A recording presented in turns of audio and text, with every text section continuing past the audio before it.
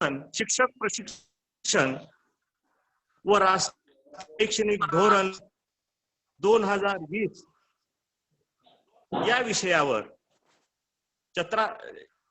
चर्चासत्राचे आयोजन करण्यात आलेले आहे.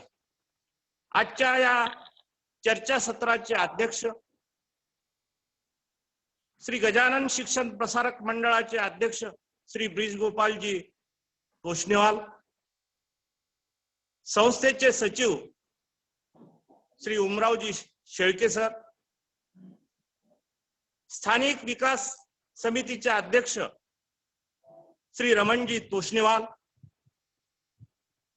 श्री मुकुंदजी कानिटकर, अखिल भारतीय संघटन मंत्री, प्रमुख वक्ते डॉक्टर PS वक्ते सर,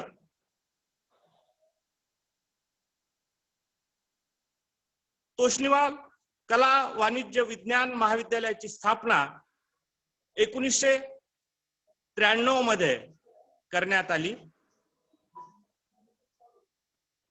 सेनगाव परिसरातील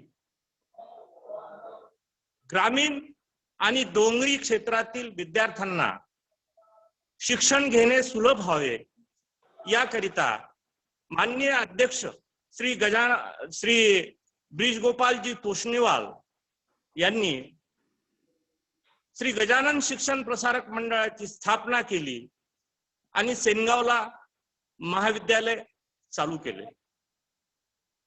तोष्णीवाल महाविद्यालय हे शैक्षणिक कार्याबरोबरच इतर अनेक सामाजिक कार्यामध्ये देखील अग्रेसर असतं. कयाधू नदीवर वनराई बंधा निर्मिती असो, कयाधू नदीचे खोलीकरण अथवा खोलीकरण असो, परिसरातील वृद्ध व्यक्तींसाठी नेत्र शिबिराचे आयोजन, परिसरातील शेतकऱ्यांना कृषी विषयक आधुनिक तंत्रज्ञाना माहिती व्हावी याकरिता कृषी शिबिर असो, परिसरातील याकरिता शस्त्रक्रिया, परिसरातील आपत्तीग्रस्त शेतकऱ्यांच्या आर्थिक मदत इत्यादी कार्यक्रम महाविद्यालयाद्वारे आयोजित केल्या गेले आहेत. आज तोष्णीवाल विद्यालयामध्ये 1452 विद्यार्थी शिक्षण घेत, शैक्षणिक कार्याबरोबरच सामाजिक कार्यामध्ये देखील महाविद्यालय हे सतत अग्रेसर असतं. महाविद्यालयातील विद्यार्थ्यांना स्पर्धा परीक्षांची गोडी व्हावी, महाविद्यालयातील विद्यार्थी स्पर्धा परीक्षेमध्ये यशस्वी व्हावे याकरिता स्पर्धा परीक्षा केंद्र देखील त्यामध्ये नियमित चालू, या सुविधेचा लाभ घेत आहे. धन्यवाद. Thank you, sir. Thank you. Now I request the district coordinator, Dr. Madhuri Deshpande madam, to have an introduction and the preface of the program. Dr. Madhuri Deshpande madam, Swami Ramananda Tirth Marathwada University, Nanded.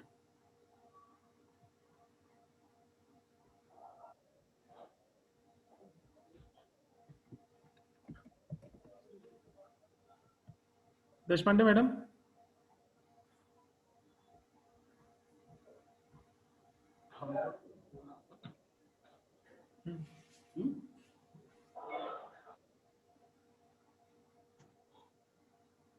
Niti Aayog and Bharatiya Shikshan Mandal has given us an opportunity to organize this webinar on the topic of teachers training under National Education Policy 2020.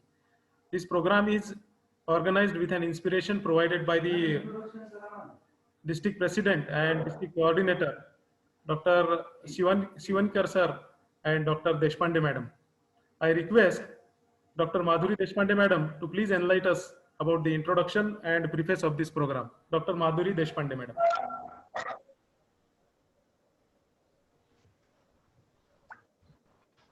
नमस्कार. अज्ञानतिमिरान्धस्य ज्ञानाञ्जनशलाकया चक्षुरुन्मीलितं येन तस्मै श्रीगुरवे नमः. A warm welcome to all the dignitaries and respectable teachers for the webinar of Niti Aayog in collaboration with Bharatiya Shikshan Mandal, organized by Toshniwal Arts, Commerce and Science College, Sengaon. I would like to appreciate the enthusiasm and curiosity of all the teachers. Yes, sir. Yes, madam, please continue.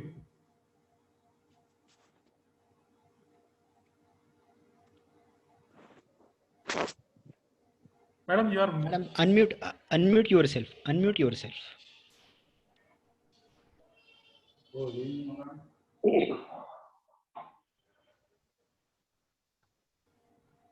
नमस्कार.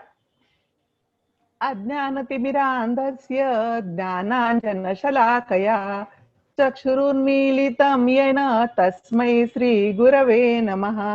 A warm welcome to all the respectable teachers and dignitaries for the webinar of Niti Aayog in collaboration with Bharatiya Shikshan Mandal, organized by Toshniwal Arts, Commerce and Science College, Sengaon. I would like to appreciate the enthusiasm and curiosity of all the teacher participants for taking time out of their hectic schedule and ensuring their active presence in this blessina. It is a blessina in the sense it is a seminar with bliss, because a dream come true, a long cherished dream come true in the form of National Education Policy 2020.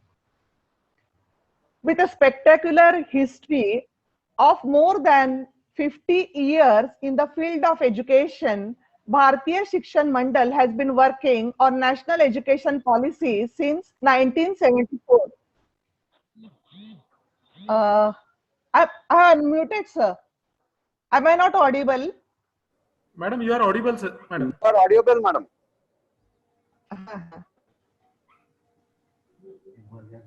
Well, I was telling that Bharatiya Shikshan Mandal, it is having a rich tradition of more than 50 years in the field of education. It has been working on education policy since 1974 with research, consultation, discussions with academicians, educationists, students, teachers, parents,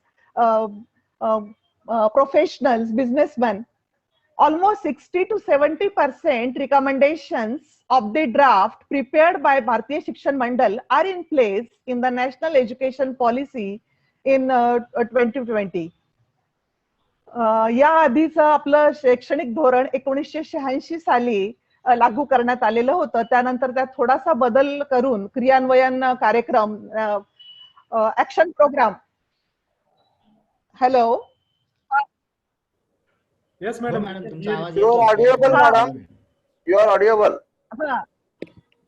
action programme हा त्याच्यामध्ये समावेश झालेला होता. आणि त्यानंतर आपण बघतो, आपण जेव्हा इतिहास बघतो तेव्हा आपल्या लक्षात येतं की 1835 मध्ये भारतीय शैक्षणिक कायदा पास झालेला होता लॉर्ड मेकॉलेनी. आणि त्या काळामध्ये आपण बघतो की 10,000 पेक्षा जास्त गुरुकुलं त्या काळामध्ये अस्तित्वात होती. आणि एक फार मोठी गुरु परंपरा आपल्याला त्या काळामध्ये दिसून येते की जगाला फार मोठे तत्वज्ञ आणि प्रत्येक क्षेत्रामध्ये, म्हणजे कोणतेही क्षेत्र घ्या आपण, ऍस्ट्रॉनॉमी बघा, सिव्हिल इंजिनिअरिंग बघा, मेटलर्जी बघा, प्रत्येक योग असेल तर प्रत्येक क्षेत्रामध्ये गार्गी, मैत्री, चरक, सुश्रुत, आर्यभट्ट, भास्कराचार्य, ब्रह्मगुप्त, वराह मिहिर, पतंजली, तिरुवल्लूर, ब्रह्मगुप्त, माधव, म्हणजे किती नावं घ्यावेत ना. तर Bharat was shining at that time with a galaxy of stalwarts and all the genius people. आणि मग हे जे भारतीय एज्युकेशन भारतीय शैक्षणिक कायदा जो इंग्रजांनी लागू केलेला होता त्यानंतर ही गुरु परंपरा खंडित झाली आणि त्याच्यानंतर हे गुरुकुले काळाच्या ओघात बंद पडले आणि त्यानंतर म्हणजे ह्या सगळ्या पार्श्वभूमीवर आता हे जे आपलं नवीन शैक्षणिक धोरण आलेले आहे, स्वतंत्र भारताचं पहिलं स्वदेशी स्वतंत्र स्वतःचं असं तंत्र असणारं, स्वबोध असं जागृत करणारं, संपूर्णतः देशी अस्सल संस्कृती आपली आणि प्राचीन परंपरा यानुसार असणारं शैक्षणिक धोरण हे आता आपल्याला व्यवस्थित काळजीपूर्वक पद्धतीने राबवायला हवंय. त्याच्या अंमलबजावणीमध्ये ज्या कोणत्या त्रुटी किंवा अडचणी असू शकतील त्यावर ते लक्षात घेऊन आपण त्यावरचे मार्ग आपण अतिशय नाविन्यपूर्ण अशा पद्धतीने आपल्या अनुभवाच्या आधारावर आपण शोधायला हवेत आणि या अनुषंगाने नीती आयोगाने भारतीय शिक्षण मंडळाबरोबर म्हणजे भारतीय शिक्षण मंडळ CSO community service organisation outreach committee आहे, त्याचा एक सदस्य आहे आणि त्या अनुषंगाने या देशभर चाललेल्या उपक्रमामध्ये भारतीय शिक्षण मंडळाचा सहभाग आहे. तर न भूतो न भविष्यती अशा पद्धतीने जगाच्या इतिहासात प्रथमच अभूतपूर्व असं विद्यार्थी, पालक, शिक्षक, शिक्षणप्रेमी, विचारवंत, उद्योजक, सर्वसामान्य नागरिक अशा समाजातील सर्व घटकांचा सहभाग, सूचना, विचार विनिमय, लेखी प्रतिसाद असं असलेलं प्रचंड लोकसहभाग असं असलेलं आपलं स्वतःचं असं शैक्षणिक धोरण आपल्याला दिसतं आणि मग त्या पद्धतीने आता त्याची अंमलबजावणी सुद्धा हे आपल्यालाच करायची आहे, कारण शैक्षणिक धोरण बनवण्यामध्ये आपला मोलाचा वाटा आहे, तर अंमलबजावणीमध्ये आपण शिक्षकांनीच याच्यामध्ये मोलाचा वाटा आपला उभारायचा आहे आणि याच्यामध्ये राजकारणी लोक असतील किंवा सरकार असेल, नोकरशाही असेल तर यांचा फारसा त्याच्यामध्ये संबंध असणार नाहीये. तर स्वामी विवेकानंद म्हणतात त्याप्रमाणे arise awake and stop not till the goal is अचिव्ड. आपल्याला आपलं 100% योगदान द्यायचं आहे आणि आपलं स्वप्न, शैक्षणिक स्वप्न जोपर्यंत पूर्णपणे साकारत नाही, प्रत्यक्षात येत नाही तोपर्यंत आपल्याला आपलं योगदान द्यायचंच आहे. त्यामुळे आपल्याला अतिशय सजगपणे आपला प्रतिसाद नोंदवायचा आहे. जो फीडबॅक फॉर्म आपल्याला दिला जाईल तो आपल्याला अतिशय विचारपूर्वक आणि सविस्तर पद्धतीने भरायचा आहे आणि त्याबरोबरच इतर शिक्षकांना आणि आपल्याला त्याच्यामध्ये प्रेरित करायचं आहे. तर मित्रमैत्रिणींनो, हे राष्ट्रीय शैक्षणिक धोरण 2020 हे आपलं स्वप्न आहे आणि ते आपल्यालाच पूर्णत्वाला न्यायचं आहे आणि त्यात येणारे सगळे अडथळे दूर करून वेगवेगळे नाविन्यपूर्ण असे प्रभावी असे उपाय योजून आपल्या देशाची विश्वगुरु बनण्याची वाटचाल आहे ती आपल्याला आता चालू ठेवायची आहे. हे बोलून मी माझे 2 शब्द संपवते. जय हिंद, जय भारत, जय महाराष्ट्र. Thank you madam. तुम्ही ज्या काही गोष्टी सांगितल्यात, you have really enlightened our mind with the concept of the Bharatiya शिक्षण मंडळ and the role of teacher and all the stakeholders in building the national education policy. भारतीय शिक्षण मंडळाचे अखिल भारतीय संघटन मंत्री माननीय श्री मुकुलजी कानिटकर यांचा एक इन्स्पिरेशनल व्हिडिओ आहे, तो आपण इथे एक ब्राउज करूयात, so that every one of us will get to know about the details of भारतीय शिक्षण मंडळ. मुद्दा झालं माझं.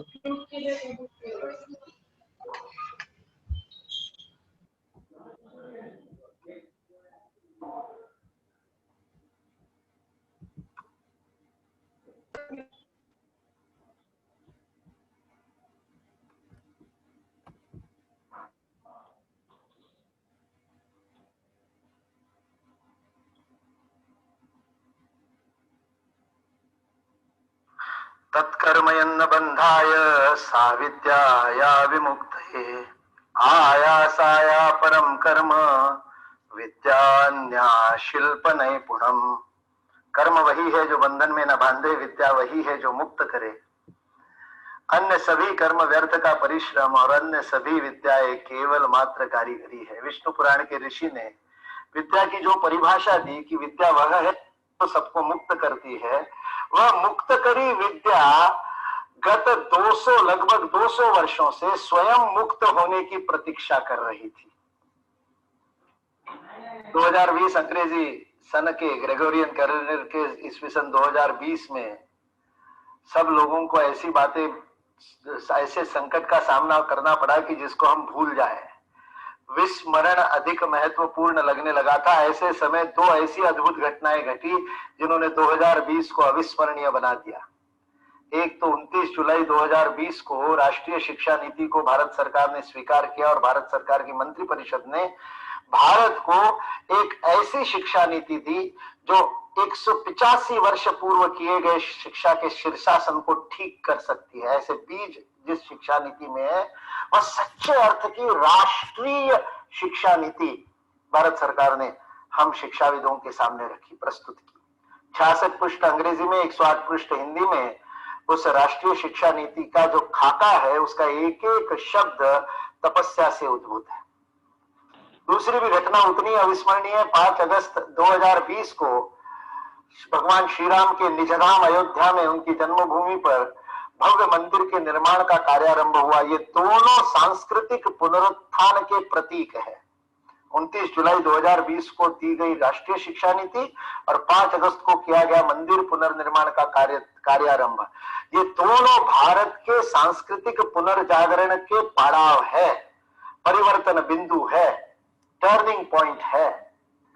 फिर एक बार भारत जागृत होकर के अपने आप को विश्वगुरु के रूप में स्थापित करेगा। ये जो स्वप्न अनेक ऋषियों ने, महर्षियों ने देखा था, वेद काल से जो ऋषि कहते रहे, एतद् देश प्रसूतस्य सकाशाद अग्र जन्मना स्वम स्वम चरित्रम शिक्षेरन पृथिव्याम सर्व मानवा।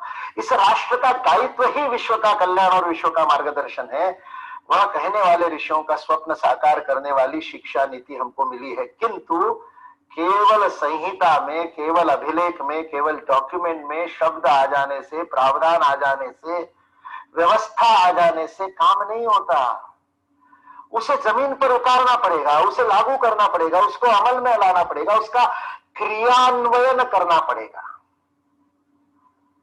मंशा बोल दी गई, इंटेंट हैज बीन स्पोकन, उसको बहुत अच्छी तरह से शब्दबद्ध कर दिया गया। It has been documented properly. अब तीसरी स्थिति आवश्यक है, it has to be put in action, उसको क्रिया में लाने का काम करना है।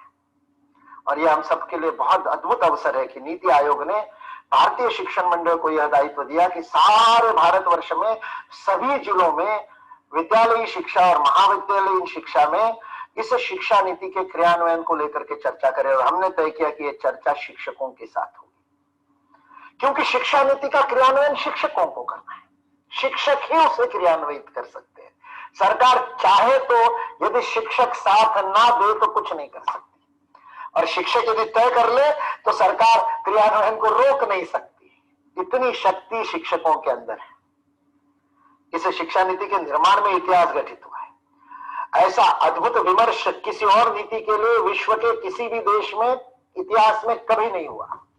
5 वर्ष तक लगातार देश के कोने कोने में 2.5 लाख से अधिक गांवों के अंदर 33 करोड़ लोगों तक, 6 करोड़ से अधिक परिवारों तक, यानी लगभग 33 करोड़ लोगों तक चर्चा करने के बाद, उनके सुझाव लेने के बाद ये शिक्षा नीति सामने आई। डॉक्टर कस्तूरीरंगन जी के नेतृत्व में जो समिति इस शिक्षा नीति के अभिलेख को तैयार करने के लिए बनी थी, वह भी ऋषियों की समिति थी। उन्होंने भी जा जा करके काम किया। मुनि विद्यासागर जी महाराज को मिलने के लिए और छत्तीसगढ़ के एक कोने के गांव में महाराज जी जहां पर विराजमान थे, वहां जाकर के कस्तूरीरंगन जी ने उनके विचार सुने। इसलिए एसी कमरे में बैठ करके लिखी गई ये शिक्षा नीति नहीं है। ये शिक्षा नीति तपस से निकली हुई शिक्षा नीति है, ऋषियों के तपस से।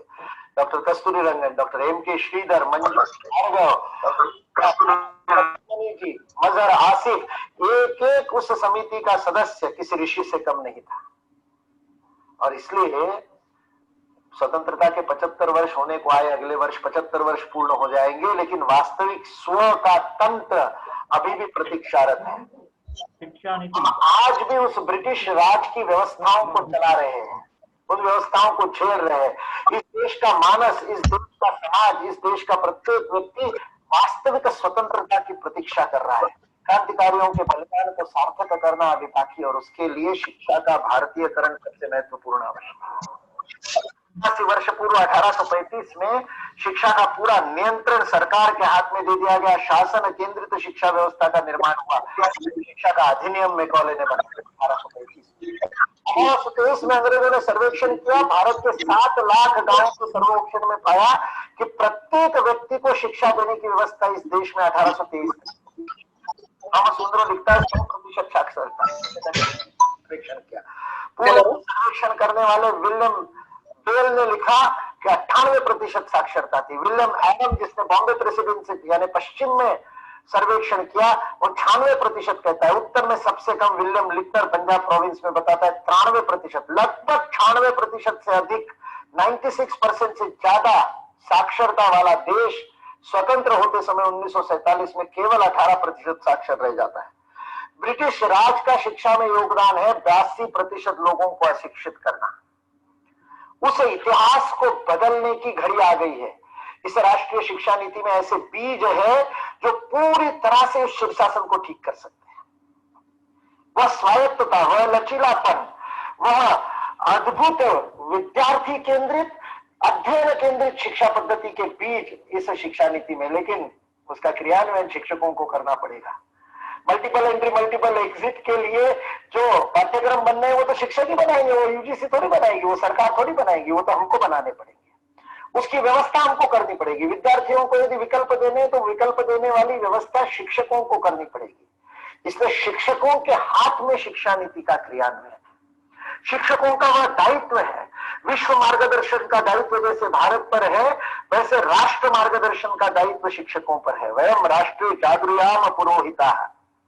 इसलिए भारतीय शिक्षण मंडल ने आगामी 45 दिनों में पूरे देश में, देश के कोने कोने में जाकर के लाखों शिक्षकों के साथ सीधे संवाद साधने का यह अद्भुत महायज्ञ प्रारंभ किया है।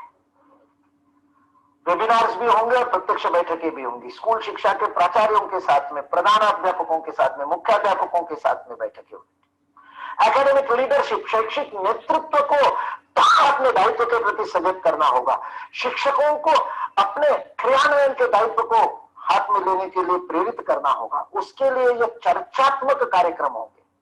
शिक्षकों को इसमें सहभागी होना है। सुनना भी ध्यान से है, गुनने के साथ सुनना है, एकाग्रता के साथ। और जहां अवसर मिले वहां बोलना है, और बोलने का अवसर नहीं मिले तो लिख करके अपने ओपिनियन देने। गूगल फॉर्म मिलेगा, हर शिक्षक को पूछा जाएगा क्या चुनौती है, इस शिक्षा नीति को लागू करने में क्या अड़चने आएगी। मातृभाषा में शिक्षा को लागू करना है, अनेक कला के विषय लेने, 64 कलाओं को शिक्षा में लाना है, एक्स्ट्रा करिकुलर को करिकुलर एक्टिविटीज को करिकुलम का पार्ट बनाना है, पाठ्यचर्या के अंदर लाना है, क्रीड़ा को, कला को, कौशल को, व्यावसायिक शिक्षा को। इतने सारे शिक्षक कहां से आएंगे, कितनी चुनौतियां हैं। शिक्षकों को अपनी पढ़ाने की पद्धति बदलनी पड़ेगी, पेडागोजी शिक्षण विधि बदलनी पड़ेगी। क्या इसके लिए शिक्षक तैयार है? इसलिए चुनौतियों पर चर्चा करनी, और केवल चुनौतियों पर चर्चा नहीं करनी। यदि वास्तविकता में हम स्वायत्त, शासन मुक्त और समाज पोषित शिक्षा को निर्माण करना चाहते, जो कि 1823 में थी भारत में, यदि उसको फिर से भारत में लागू करना चाहते ताकि भारत विश्व गुरु बन सके, यदि यह हमारा लक्ष्य है तो उसके लिए शिक्षकों को सन्नद्ध होना पड़ेगा, तैयार होना पड़ेगा, तत्पर होना पड़ेगा। ऋषियों के द्वारा बनाई गई शिक्षा नीति को लागू करने के लिए प्रत्येक शिक्षक को ऋषि बनना पड़ेगा और समस्या के साथ समाधान पर विचार करना पड़ेगा। इन चुनौतियों को स्वीकार करके इनको आगे बढ़ने के लिए, ताकि भारत फिर एक बार उस स्वर्णिम युग में चला जाए, नालंदा तक्षशिला जैसे गुरुकुल हो, और सारा विश्व भारत शिक्षा लेने के लिए आए, और हम फिर एक बार विश्व गुरु के सिंहासन पर भारत माता को विराजमान करें। यह हम शिक्षकों का दायित्व है। वयम राष्ट्रीय जागृयाम पुरोहिता, राष्ट्र जागरण करने वाले हम पुरोहित, आगे जाने वाले शिक्षक है। हम इस अपने कर्तव्य का पालन करेंगे और भारत माता को जगत गुरु बनाएंगे, इस विश्वास के साथ। जय हिंद, जय Bharat.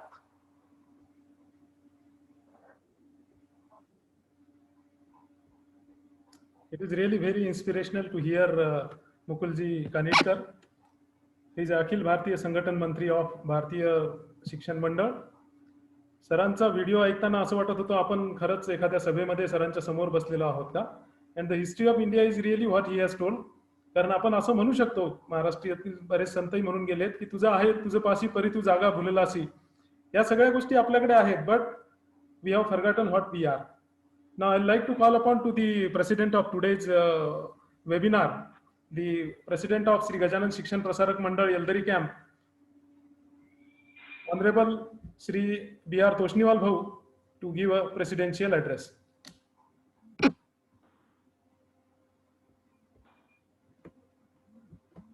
Good morning to all. Good morning. हमारी आवाज पहुंच रही है आप सब? हो तुमचा आवाज येतोय.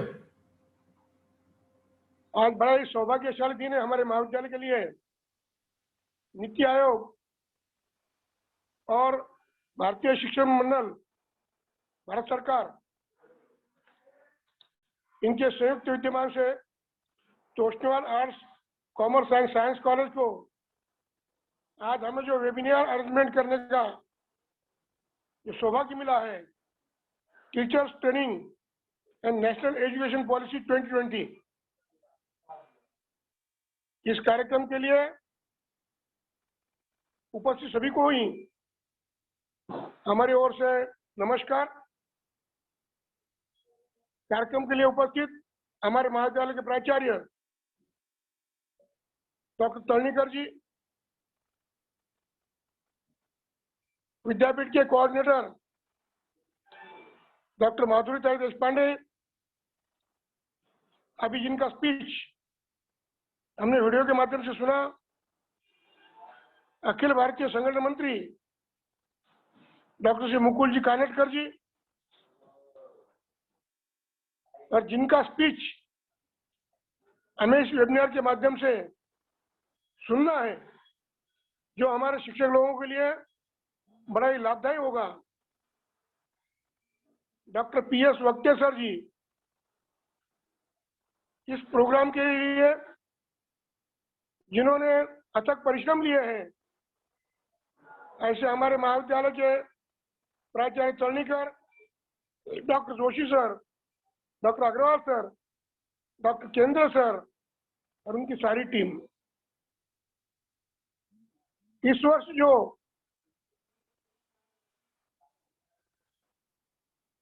भारतीय शिक्षण प्रसारक मंडल ने और भारत सरकार ने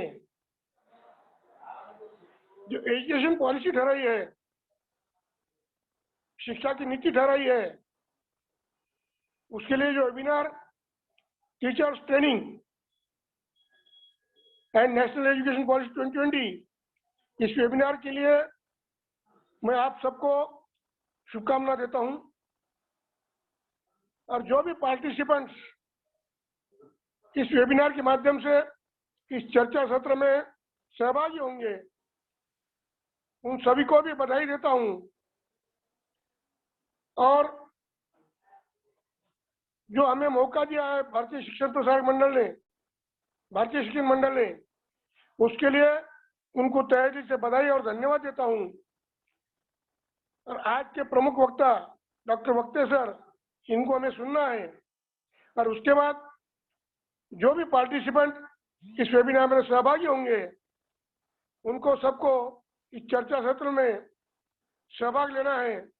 मैं सभी को हमारी गजानन शिक्षण प्रसारक मंडल और तोष्णीवाल महाविद्यालय की ओर से बहुत बहुत बधाई देता हूं, शुभकामनाएं देता हूं. और आज के वेबिनार का जो भी शिक्षक लोग इसमें सहभागी होंगे, उनके जीवन में कुछ मूल्य इस वेबिनार के माध्यम से लेंगे, और इस नीति आयोग का जो नेशनल एजुकेशन पॉलिसी है, नीति ठहराई गई है, उसके लिए चर्चा सत्र में अच्छे ढंग से सहभागी होंगे. इसलिए मैं सबको फिर से एक बार बधाई देते हुए मेरे वाणी को विराम देता हूं. जय हिंद, जय Maharashtra. Thank you, Bhau. Thank you. You have been a source of inspiration for us every time. तुमचा नेहमी आम्हाला असणारा सपोर्ट, या सगळ्या गोष्टींमुळेच आम्ही ह्या सर्व गोष्टी शक्य करू शकतो. धन्यवाद भाऊ. Thank you for your constant support.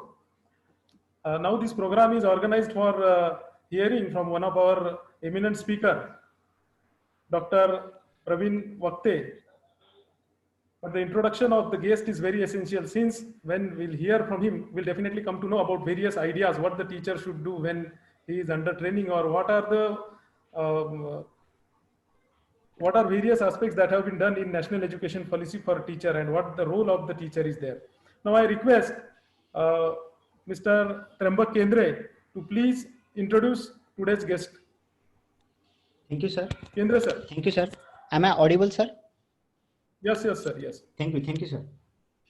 All the respected dignitaries and respected participants organized virtually for this one-day webinar in Teachers Training in National Education Policy 2020, jointly organized by Niti Aayog, Bharatiya Shikshan Mandal and Toshniwal ACS College, Senia. Today, we are quite lucky that we have such a huge personality in between us. And I took this opportunity to introduce such a huge personality in front of you. Dr. Praveen Sridhar Vakte sir is a professor in chemical technology. Sir has occupied many positions in their academic. Sir is a management council member of Government College of Engineering, Aurangabad. Sir is in charge director of proposed Institute of Hotel Management and Catering Technology. Sir is coordinator of University Patent Cell. Sir is advisory board member of Knowledge Resource Center, Dr. Babasaheb Ambedkar Marathwada University, Nanded. Sir is a member of University Central Purchase Committee, Aurangabad. Sir is the chairman of Hotel, Mess and Canteen Quality Monitoring Committee. Sir is ad hoc boards in pharmacy, chemical technology and chemical engineering. Sir is a technical advisory member of RUSA Center of Excellence in Dr. Babasaheb Ambedkar Marathwada University, Aurangabad, as well as in Shivaji University, Kolhapur. Sir has over 20 years of teaching experience at University Department of Chemical Technology, Dr. Babasaheb Ambedkar Marathwada University, Aurangabad. Sir has given n number of lectures, invited talks, and performed a role as resource person at various national, international conference, as well as AICTE staff development program. Sir also delivered their valuable guidance at various refresher as well as orientation courses at parent university as well as universities in India. Sir also a chairman of syllabus committee in chemical technology, chemical engineering and pharmacy. Sir also plays a role as a VC's nominee on selection committees of principal and teachers in science, engineering and technology. Sir has introduced the existing MTech chemical drug and pharmaceutical course. Sir also introduced the component of economic feasibility report in the syllabus of MTech. Sir invented new practicals of herbal drug technology. Sir has over 22 years of research experience. In that, sir, under the supervision of sir has submitted 3 patent files. Sir has published over 39 international papers. Sir having H index 10 and I index 10, and citation of the sir's research is 428, which simply shows that how the research done by sir is important. Sir has completed many research projects funded by UGC, AICTE, DST, and also simultaneously sir has submitted their projects for various funding agencies. Under the supervision of sir, up till today, 3 students were successfully completed their PhD and the chain is continuing. During this academic performance, sir has awarded by many awards, which will be just for the sake of our understanding, I will mention 2 to 3. Sir has awarded by CSIR award for short film on need of new drug for tuberculosis in 2014. Also, sir has been awarded twice by PD Sethi award for the best research paper. One remarkable thing is that current research on the analysis of thermal paper was a national news in the interest of citizens of India and was also noted in the Lok Sabha proceeding during the 0 hour for the development of Act on the use of BPA free paper. This is a big thing for an academician. It is a big chain of paper that is just notable things, but it is not good thing that I become a screen in between you people and respected sir. So I stop here, and I would like to assure that with the end of this one-day webinar, we all participants will be definitely know what is the main outcome, what is the main motto, and what are the objectives of new education policy 2020. So thank you very much, sir. Thank you. Thank you. Over to you, Joshi sir. Thank you, Kendra sir.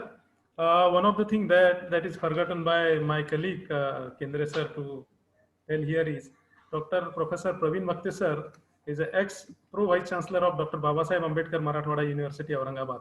It is really a praiseworthy thing for us that we have been given an opportunity to learn and to hear Professor Praveen Vakte sir. Now I like to request Vakte sir to please deliberate. Can you hear me? माझा आवाज येतोय का Joshi sir? Yes sir. Yes sir, तुमचा आवाज येतोय. हो sir, येतो sir. Toshniwal कला वाणिज्य आणि विज्ञान महाविद्यालय सेनगाव यांच्या वतीने आजचा हा जो भारतीय शिक्षण मंडळ आणि नीती आयोग यांच्या वतीने जो शिक्षकांच्या प्रगल्भतेसाठी म्हणून जो एक शिक्षण संवादाचा हा जो वेबिनार आयोजित केलेला आहे, यामध्ये मला निमंत्रित केल्याबद्दल सर्वप्रथम या शिक्षण संस्थेचे अध्यक्ष, ज्या शिक्षण संस्थेचं नावच माझे आराध्य गुरु श्री गजानन महाराज यांच्या नावाने येतो, अशा श्री गजानन शिक्षण प्रसारक मंडळाचे अध्यक्ष श्री ब्रिजमोहन तोष्णीवालजी, उपाध्यक्ष श्री शेळके सर, रमणभाई तोष्णीवाल, यानंतर या महाविद्यालयाचे प्राचार्य श्री तळणीकर सर,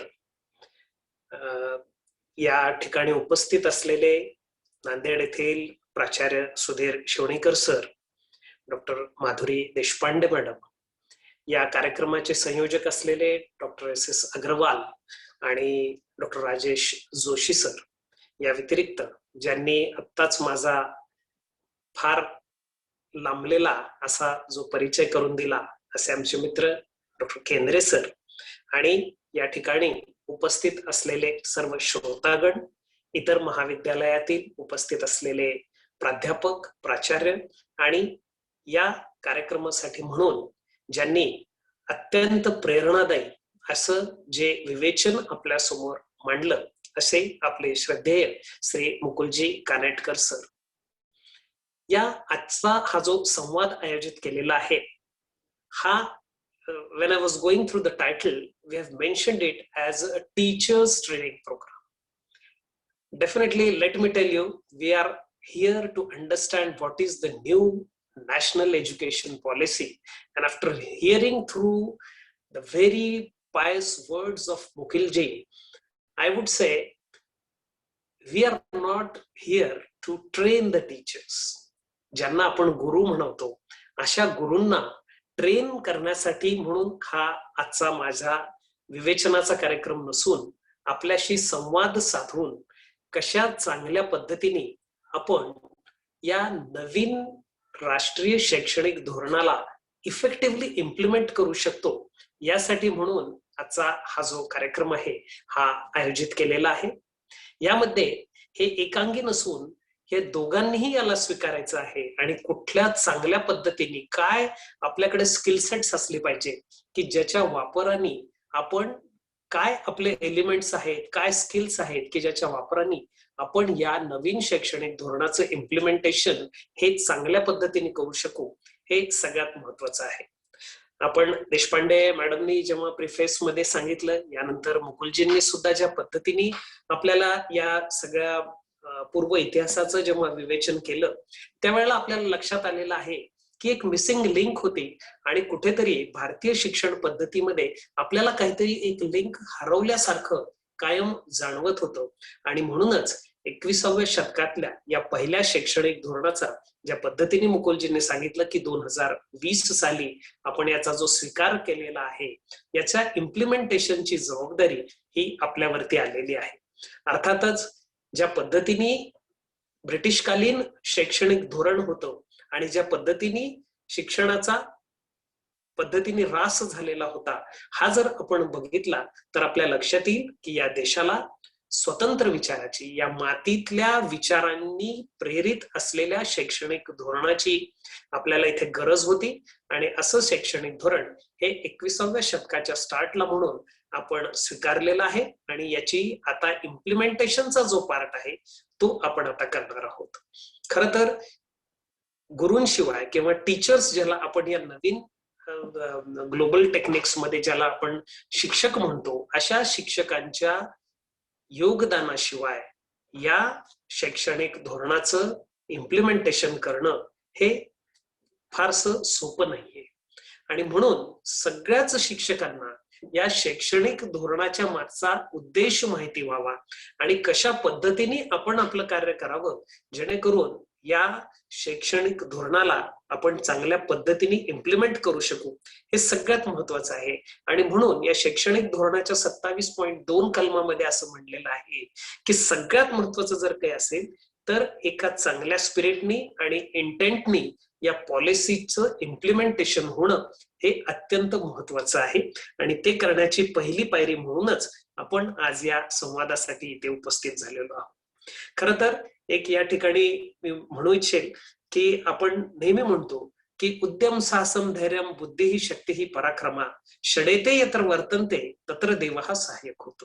म्हणजे आपण उद्यम आहोत, साहसम आहोत, आपल्याकडे धैर्य आहे, बुद्धी आहे, शक्ती आहे, पराक्रम करण्याची पराकाष्ठा आपण करतो. पण हे जर सगळं असेल तर या चांगल्या पद्धतीने जर आपलं वर्तन असलं तर तत्र देवः सहाय्यक होतं. देव सुद्धा आपल्याला या भारतवर्षाला अशी पॉलिसी इम्प्लिमेंट करण्याची संधी आपल्याला या माध्यमातून मिळालेली आहे की we don't want to be any second in the world as far as the education policy of the globe is concerned. आणि जर आपल्याला विश्वगुरु व्हायचं असेल आणि आपल्याला विश्वातली सर्वात चांगली अशी एज्युकेशन पॉलिसी आपल्याला जर द्यायची असेल, आपला पूर्व गौरवशाली इतिहास बघितल्यावरती आपण भाग्यवान आहोत की ही पॉलिसी इम्प्लिमेंट करण्याचं भाग्य हे आपल्याला लाभलेलं आहे. आणि ही करून दाखवण्याचं एक कर्तव्य आपण इथे निश्चित करण्यासाठी सहभाग नोंदवायचा आहे. आजच्या या वेबिनारचा मुख्य उद्देश आहे. आजपर्यंत आपण जर बघितलं तर आपल्या लक्षात येईल की एज्युकेशन हा जो प्रकार आहे, शिक्षण हा जो आपल्या पारंपरिक भारतीय समाजामधला जो प्रकार आहे, हा कुठल्याही व्यावसायिक याच्यासाठी नसून फ्री क्रिएटिव्ह मॅन तयार व्हावा किंवा जे काही ऍडव्हर्सिटीज ऑफ द नेचर आहेत त्याला चांगल्या पद्धतीने सक्षमतेने हाताळण्यासाठी म्हणून काही जी आपल्याला हिस्टॉरिकल सर्कमस्टन्सेसच्या विरोधामधले जो काही लढा द्यायचा आहे आणि क्रिएटिव्ह माइंडने द्यायचा आहे, तर शिक्षण हा या सर्व लढ्यातलं एंड प्रोडक्ट आहे. आणि म्हणून शिक्षणाची गरज आहे. त्याच्यामुळे शिक्षण it is nothing but it is just an assimilation of values and ideas for character building and preparation to face life's challenges. म्हणजे आपल्या जीवनामधले जे काही चॅलेंजेस आपल्या समोर येतात याला चांगल्या पद्धतीने फेस करण्यासाठी म्हणून शैक्षणिक धोरणाची गरज आहे आणि शिक्षणाची गरज आहे. मला मोठ्या आनंदाने इथे उल्लेख करावा लागेल की ज्या शिक्षकांच्या समोर मी बोलतो आहे अशा 5 सप्टेंबर हा जो भारतवर्षामध्ये आपण शिक्षक दिन म्हणून साजरा करतो, असा डॉक्टर सर्वपल्ली राधाकृष्णन जे की भारताचे दुसरे राष्ट्रपती राहिलेले आहेत, मला वाटतं 1965 ते 1967 या काळामध्ये ते भारताचे दुसरे राष्ट्रपती होते. आणि सगळ्यात महत्वाची गोष्ट आपण दरवेळेला त्यांच्याविषयी सांगायची विसरतो ती म्हणजे he was a great Indian philosopher and he was a 5 times nominee for the Nobel prize in literature. म्हणजे पोस्ट इंडिपेंडन्स आपल्याकडे वैचारिकता नव्हती का, आपल्याकडे प्रगल्भता नव्हती का, आपल्याकडे निश्चित ह्या सगळ्या गोष्टी होत्या. पण आज ज्या पद्धतीने रॅट रेस मध्ये आपण पारंपरिक ज्ञानाला सोडून ज्या पद्धतीने आपण पुढे पडण्याचा प्रयत्न करतो आहे, तर कुठेतरी विसंगती आपल्याला आलेली दिसते. आणि म्हणूनच आपल्या लक्षात येईल की 2015 साली ज्या वेळेला एक अजेंडा फॉर सस्टेनेबल डेव्हलपमेंट याच्या अडॉप्शन इंडियाने 2015 मध्ये केलं, तर याला आपण गोल्स म्हणतो. काही आपण टार्गेट्स स्वीकारलेले आहेत की विश्वभराच्या सस्टेनेबल डेव्हलपमेंटसाठी म्हणून 2030 मध्ये भारतवर्ष हे तयार असलं पाहिजे. आणि याच्यातला आपण SDGA ज्याला म्हणतो की जो सस्टेनेबल डेव्हलपमेंटचा गोल आहे, या अजेंडा मधला गोल क्रमांक 4 जो आहे तो सगळ्यात महत्वाचा गोल आहे आणि that is related to the quality education to the citizens of the country. मित्रांनो, अनेक पॉलिसीज आपण या देशामध्ये तयार असतो. काही इंडस्ट्रियल असतात, काही अकॅडमिक असतात, काही पॉलिसीज या देशाला परिवर्तित करणाऱ्या असतात. शिक्षण हा असा विभाग आहे की ज्याचे रेफरकेशन्स हे पिढ्यानपिढ्या आपल्याला दिसत असतात. We are not in the industry, we are producing a product which is going to go in the market and it's a sellable product. We ourselves are producing such a product which is going to change the fate of the nation. भारताचं उज्ज्वल भविष्य बदलण्याचं ज्या product मध्ये सामर्थ्य आहे ते product म्हणजे आपले विद्यार्थी, या देशाचं भविष्य. ते तयार करण्यासाठी म्हणून आपली योजकता या देशामध्ये शिक्षक म्हणून या व्यवस्थेमध्ये झालेली आहे. याचा विसर आपल्याला कुठेही पडू नये. म्हणून जी काही एक अजेंडा फॉर सस्टेनेबल डेव्हलपमेंट जो की भारताने 2015 साली स्वीकारलेला होता, त्याच्यामध्ये सगळ्याच गोष्टी आहेत की इकॉनॉमिक ग्रोथ आहे, सोशल जस्टिस आहे, इक्वॅलिटी आहे, सायंटिफिक ऍडव्हान्समेंट आहे, नॅशनल इंटिग्रेशन आहे, कल्चरल प्रिझर्वेशन आहे. अशा अनेक विषयांचा अंतर्भाव या पूर्ण अजेंडामध्ये आहे. याच्यातला मी सांगतो की गोल क्रमांक 4 जो आहे तो आहे related to the quality education of our citizens. आणि म्हणून आपल्या लक्षात येईल की त्याच वेळेला नवीन शैक्षणिक धोरणाचं काम हे आपल्या देशात सुरू झालेलं होतं आणि ज्या आधीच्या पॉलिसीज होत्या या पॉलिसीचा सुद्धा आपल्याला कुठेतरी आज चिंतन करावं लागेल की या पॉलिसीमध्ये काय उणीवा राहिल्या होत्या आणि कशा पद्धतीने आज आपल्याला या नवीन शैक्षणिक स्ट्रॉंगली आपल्याला इम्प्लिमेंट करण्याची गरज या देशामध्ये निर्माण झालेली आहे. याचा सुद्धा आपण एक असा अंतर्भाव या आजच्या वेबिनार मध्ये करूया. आणि सगळ्यात महत्वाचं आहे की हा जो फुल ह्युमन पोटेन्शियल डेव्हलपमेंटसाठी आपल्याला जो काही प्रयोग आहे तो प्रयोग आपल्या क्षेत्रामध्ये, शैक्षणिक क्षेत्रामध्ये शिक्षक म्हणून आपण जो करणार आहोत तो आपल्या हातून होतो आहे. आज अनेक जण हे करिअरच्या, आपल्या शैक्षणिक करिअरच्या शिक्षक म्हणून ज्या पद्धतीने आपण आपलं एक करिअर करतो आहोत याच्या मध्याला असतील, कोणी अंताला असेल, कोणी शेवटच्या फेज मध्ये असेल, कोणी स्टार्ट फेज मध्ये असेल.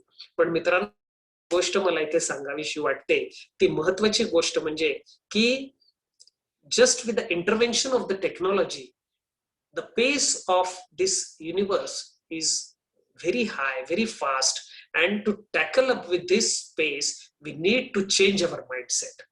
मित्रांनो, काही गोष्टी ह्या मोठ्या सहजतेने या देशातले नागरिक स्वीकारतात आणि काही गोष्टी स्वीकारण्यासाठी म्हणून आपल्या मनामध्ये कायम अडचण निर्माण होत असतो. सहजतेने त्याच गोष्टी आपण स्वीकारतो ज्या बदलाला आपण निसर्ग आपल्याला हा बदल स्वीकारण्यासाठी जेव्हा प्रेशराईज करतो त्याच वेळेला आपण शिकतो किंवा हे बदल आपण स्वीकारतो. मोठी एक गोष्ट मला इथे एक सांगावीशी वाटेल की 2020 मध्ये ज्या पद्धतीने एक पॅन्डेमिक संबंध विश्वामध्ये आला आणि या कोरोनाशी आपल्याला जेव्हा लढा द्यायचा होता त्यावेळेला लॉकडाऊन मध्ये मोठ्या सहजतेने संबंध देशातल्या शिक्षकांनी जे काही टेक्नॉलॉजिकल डिजिटल एज्युकेशनचं जे काही चॅलेंज आपल्या समोर होतं हे मोठ्या सहजतेने आपण ते स्वीकारलं आणि ते स्वीकारून त्यामध्ये आपण एक चांगला एक आदर्श या देशापुढे निर्माण केला.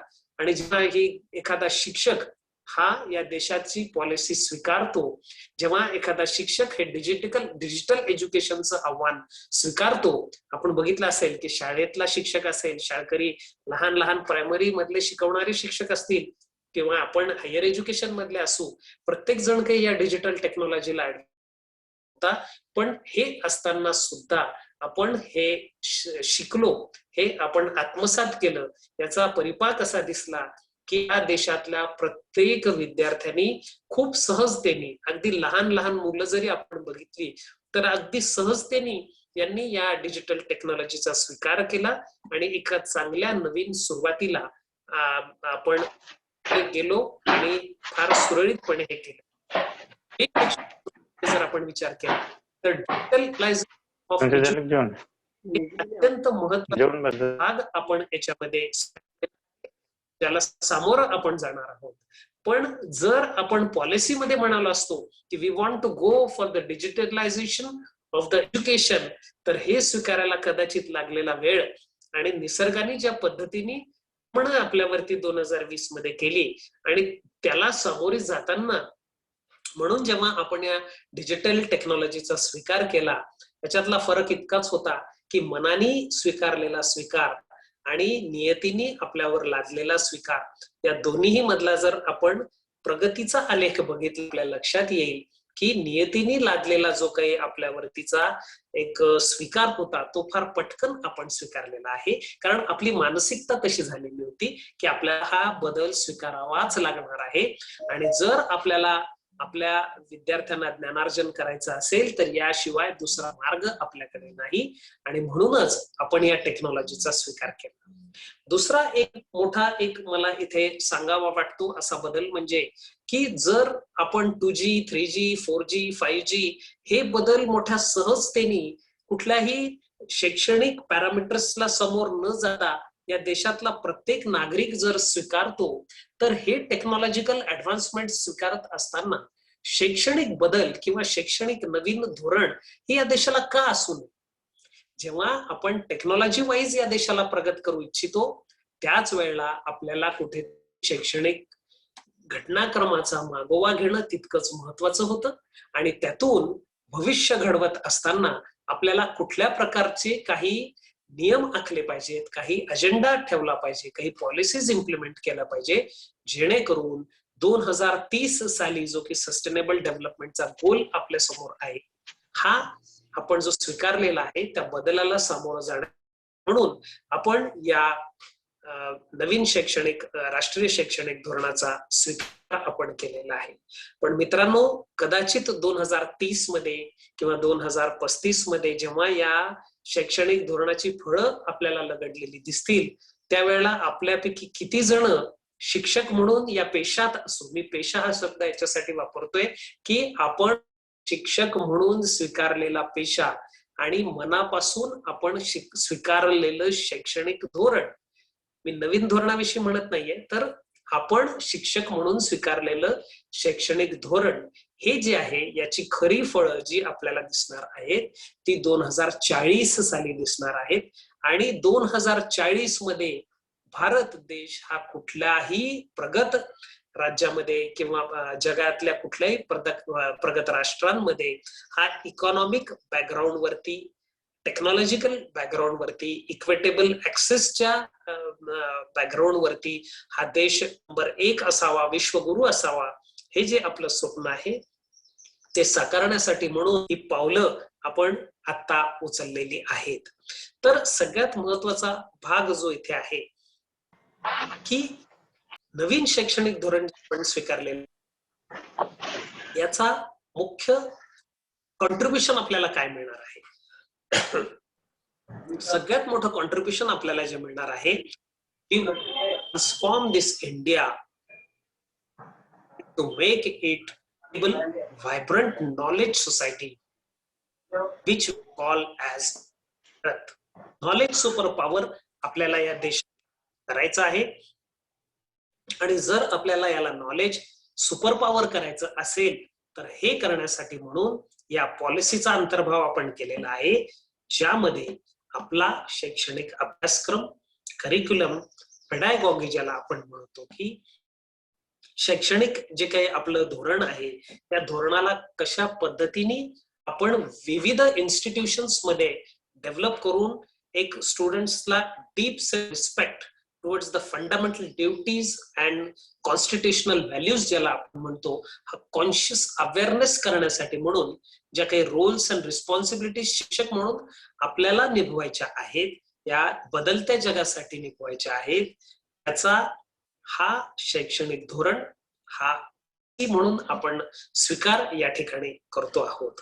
हे करत असताना सगळ्यात महत्वाची गोष्ट की आपण असलेले विद्यार्थी यांच्यामध्ये कुठेतरी deep rooted pride of the sense of being Indian हे जागृत करणं, की आपण भारतीय आहोत, यामधला जो काही एक स्पिरिट आहे, याच्यातलं जे काही एक इंटेलेक्ट आहे, याच्यातलं काही एक कमी करणं महत्वाचं असल्या कारणाने या नवीन धोरणाची आखणी आपण केलेली आहे.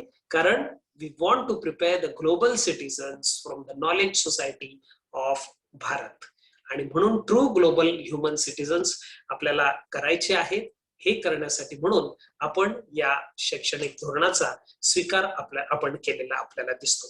पण हा करत असताना आपण जवळपास बराचसा काळ सध्याच्या करंट जे काही आपण इम्प्लिमेंटेड धोरण आहे याच्यामध्ये करत असताना आपल्याला एक लक्षात येईल की काही सोल्युशन्सची गरज ही आपण अनेक एकमेकांमध्ये शिक्षक म्हणून एकमेकांनी चर्चा केलेली जी काही पॉलिसी आपल्या पुढे इन्स्टिट्यूटच्या माध्यमातून येते, विद्यापीठाच्या माध्यमातून येते, कॉलेजच्या माध्यमातून येते किंवा आपल्या प्राचार्यांच्या मार्फत येते की this is the new policy we have to adopt, let's work on this. या गोष्टीवरती आपण शिक्षक म्हणून एकमेकांमध्ये संवाद साधत असतो आणि बऱ्याच पद्धतीने यामध्ये चर्चा करत असतो. ही चर्चा करत असताना ही गोष्टींची सोल्युशन्स ही आपल्याला सापडत नाहीत आणि त्या केवळ it becomes just the interaction over a cup of tea and we forget it at that point and again the next day start with the same original things of what we are doing currently. याच्यामध्ये सगळ्यात महत्वाचा आपल्याला एक गोष्ट जी लक्षात येते that is regarding the rigid separations of the disciplines. आपण जेव्हा डिसिप्लिन्सचा विचार करतो यावेळेला आपल्याला लक्षात येईल की आपण ज्या डिसिप्लिन्स स्वीकारलेले आहेत, मग ते कला, वाणिज्य, विज्ञान, तंत्रज्ञान, अभियांत्रिकी या अनेक ज्या काही डिसिप्लिन्स आपण स्वीकारलेले आहेत याच्यात एक रिजिडनेस आहे की एक विद्यार्थी जर वाणिज्य शाखेत शिकत असेल तर त्याच्याच मनामध्ये कुठेतरी भाव आहे की मी विज्ञानामध्ये थोडासा काहीतरी कमी आहे. विज्ञानाचा जर विद्यार्थी असेल तर कला शाखेतले प्राध्यापकच म्हणतात की विज्ञानातली माणसं फार वृक्ष असतात किंवा ते त्यांच्याच विश्वात मग्न असतात. पण जेव्हा आपण एखाद्या ह्युमन बिंगचं क्रिएटिव्ह इंटेलेक्ट डेव्हलप करतो आहोत तर त्यावेळेला सगळ्याच शाखांचा अभ्यास याच्यातनं व्हावा आणि एक विकसित एक धोरण, एक मानवाचं जगण्याचं धोरण निर्माण व्हावं, हा कुठंतरी आपल्याला एक सोल्युशन सध्या याच्यामध्ये सापडलेलं आपल्याला दिसत नाहीये. एक सोशिओ इकॉनॉमिकली डिसएडव्हान्टेज्ड एरियाज काही या मागच्या धोरणामध्ये आपल्याला दिसलेले आहेत. त्याचबरोबर शिक्षक म्हणून आणि एक इन्स्टिट्यूट म्हणून आपल्याला काही बंधनं इथे आलेली दिसतात. जेव्हा आपण एखादा विषय आपल्या अकॅडमिक इयरच्या स्टार्टला स्वीकारतो आणि तो विषय शिकवत असताना सगळ्यात पहिला प्रश्न जो येतो सिलेबस. विद्यार्थी सुद्धा म्हणतो की सर सिलेबस, आपणही म्हणतो काय विद्यापीठाने सिलेबस दिलेला आहे, चला तो बघूया, आपल्याला तो किती तासात संपवायचा आहे. मग याच्यातला प्रत्येक याच्यामध्ये लेसन प्लॅन, टीचर्स पूर्ण डायरी आपण तयार करतो आणि त्या पद्धतीने फक्त आपण त्याला डिसिमिनेट करत जातो. पण हे करत असताना त्या शिक्षकाला कुठेही आपल्याला हे दिसत नाही की त्याला हा विषय शिकवण्यासाठी म्हणून किंवा विद्यार्थ्यांना हा विषय चांगल्या पद्धतीने करण्यासाठी म्हणून कुठलीही स्वायत्तता त्या शिक्षकाला किंवा त्या शैक्षणिक संस्थेला आजपर्यंत आपल्याला याच्यामध्ये घेता आली नाही. आणि ही ऑटोनॉमी आपल्याला इन्स्टिट्यूशन्सला देता यावी. त्या रिजन मधले कुठल्या प्रगल्भित ज्ञानाच्या आपल्याला ज्ञानार्जन त्या विद्यार्थ्यांना करायचं आहे ते कुठेतरी ठरवण्यासाठी म्हणून आपल्याला एक गरज होती जी सध्या लिमिटेशन्सच्या फॉर्म मध्ये आपल्याला दिसते आहे. किंवा फॅकल्टी म्हणजे टीचर्सच्या प्रोग्रेशनसाठी किंवा इन्स्टिट्यूशनल लीडर्स डेव्हलप करण्यासाठी म्हणून एक आपल्याला लिमिटेशन्स या सध्याच्या पॉलिसीमध्ये दिसतात. आणि जेव्हा म्हणजे मी विद्यापीठातल्या विभागातला प्राध्यापक असल्यामुळे मी असं म्हणणार नाही, पण अनेक वेळेला आपल्याला दिसतं की इन्स्टिट्यूशन्स असो किंवा प्राध्यापक असो, हे चर्चेच्या शेवटी जेव्हा लिमिटेशन्स येतात तेव्हा बोट हे विद्यापीठाकडे केलं जातं. धोरण असं आहे विद्यापीठाकडनं तसं आपल्याला परिपत्रक आलेलं आहे आणि ते परिपत्रक आलेलं आहे म्हणून आपल्याला ते इम्प्लिमेंट करायचं आहे. पण ज्या लार्ज अफिलिएटिंग युनिव्हर्सिटीज आहेत, आज 4-4, 5-5 जिल्ह्यांमध्ये वसलेले जे काही विद्यापीठ आहेत, या विद्यापीठाला सुद्धा रिजनल स्पेसिफिसिटी मध्ये परिपत्रक काढणं शक्य नसतं. तेव्हा एका जिल्ह्यासाठी परिस्थिती जर काही वेगळी असेल तर वेगळं परिपत्रक काढणं शक्य नसतं. अशा परिस्थितीमध्ये ज्या लार्ज इन्स्टिट्यूशन्स आपल्याला दिसतात, ज्या लार्ज युनिव्हर्सिटीज आपल्याला दिसतात, या युनिव्हर्सिटीज मधून ऑटोनॉमीनी चांगल्या पद्धतीने शिकवणं हे कुठंसं अवघड जातं आणि ते आपल्याला याच्यामधनं कुठेतरी क्रप करायचं आहे. हे लिमिटेशन्स आपल्याला याच्यामध्ये दिसतात आणि या सगळ्याचा परिपाक असा दिसतो की आज जो आपल्या शैक्षणिक इन्स्टिट्यूट्स मधून पास आउट होणारा जो विद्यार्थी आहे हा कुठेतरी लो स्टँडर्ड्स मध्ये पास आउट होताना आपल्याला दिसतो.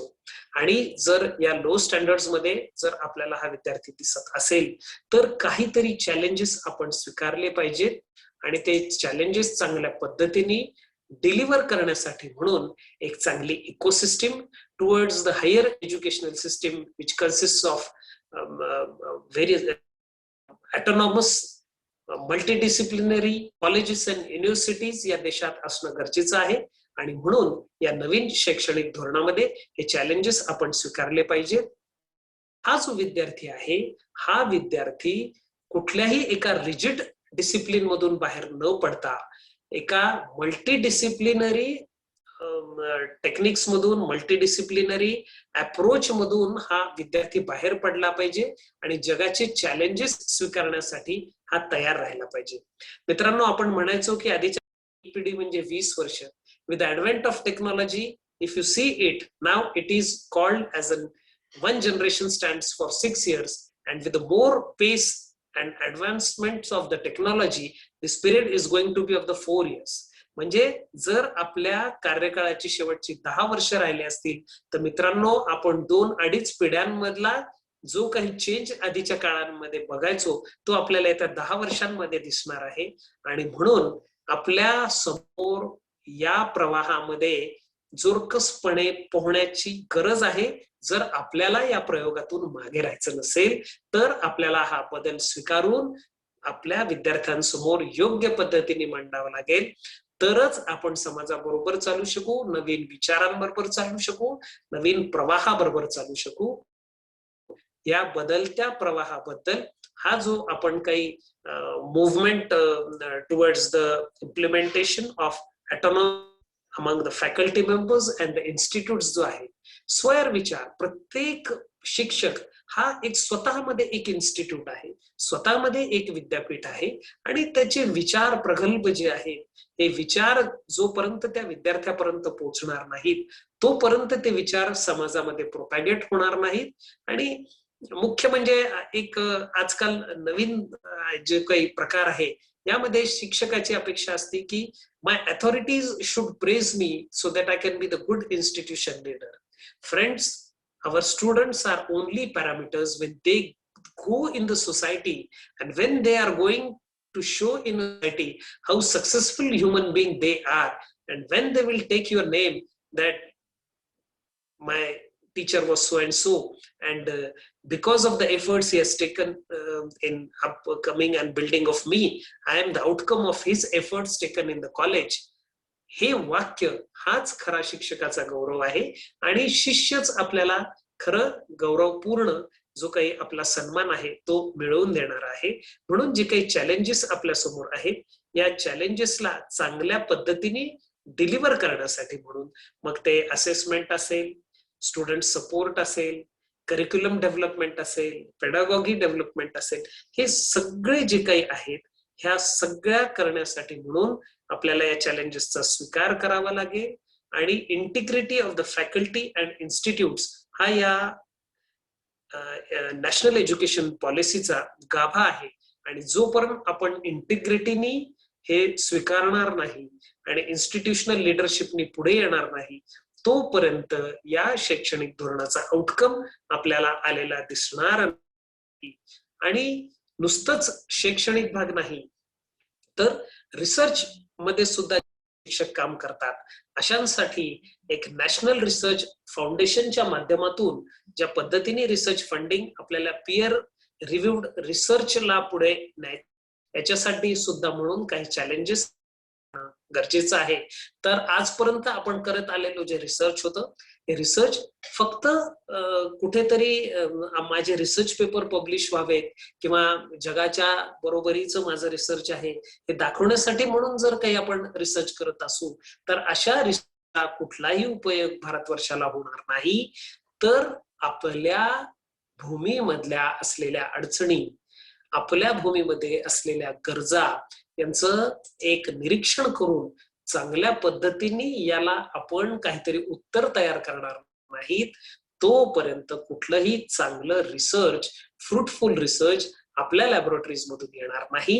हे चॅलेंज आपल्याला स्वीकारावं लागेल आणि ते स्वीकारलेलं चॅलेंज जर सत्यात उतरवायचं असेल तर कुठेतरी आपल्याला इन्स्टिट्यूशनल रिस्ट्रक्चरिंग करणं गरजेचं आपल्याला दिसतं आहे. आज देशामध्ये अनेक जवळपास 35-40 हजाराच्या घरामध्ये आपल्याला हायर एज्युकेशन इम्पार्टिंग इन्स्टिट्यूट्स आपल्याला दिसतात. पण ह्याचं जे काही एक फ्रॅगमेंटेशन आहे, हे फ्रॅगमेंटेशन आपल्याला हायर एज्युकेशन मध्ये ट्रान्सफॉर्मेशन आणण्यासाठी म्हणून आपल्याला काही अजून चांगल्या large multidisciplinary universities, colleges, higher एज्युकेशनचे क्लस्टर्स, नॉलेज हब्स तरी आपल्याला आणणं गरजेचं आहे. यासाठी म्हणूनच इन्स्टिट्यूशनल रिस्ट्रक्चरिंगची आपल्याला कुठेतरी गरज आहे आणि हेच विजन आपल्याला नवीन शैक्षणिक धोरणामध्ये दिसत आहे की a new conceptual perception, understanding of what constitutes an higher education institute, that is a university or a college.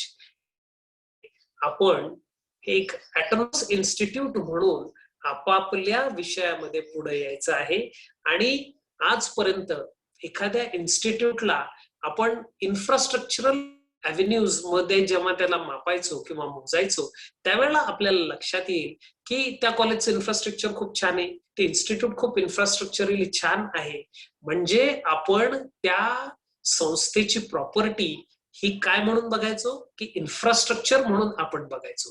पण येत्या काळामध्ये, भविष्यामध्ये, या शतकामध्ये प्रत्येक इन्स्टिट्यूटची प्रॉपर्टी ही इन्फ्रास्ट्रक्चरल प्रॉपर्टी नसून इंटलेक्च्युअल प्रॉपर्टी मध्ये त्या संस्थेने किती आपलं इन्व्हेस्टमेंट केलेलं आहे आणि किती इंटलेक्च्युअल प्रॉपर्टी, किती पेटेंट्स, किती रिसर्च, किती प्रगल्भता, किती नॉलेज क्रिएशन त्या संस्थेने तिथल्या प्राध्यापकांनी केलेलं आहे, यावरती आधारित त्या संस्थेची ओळख राहणार आहे.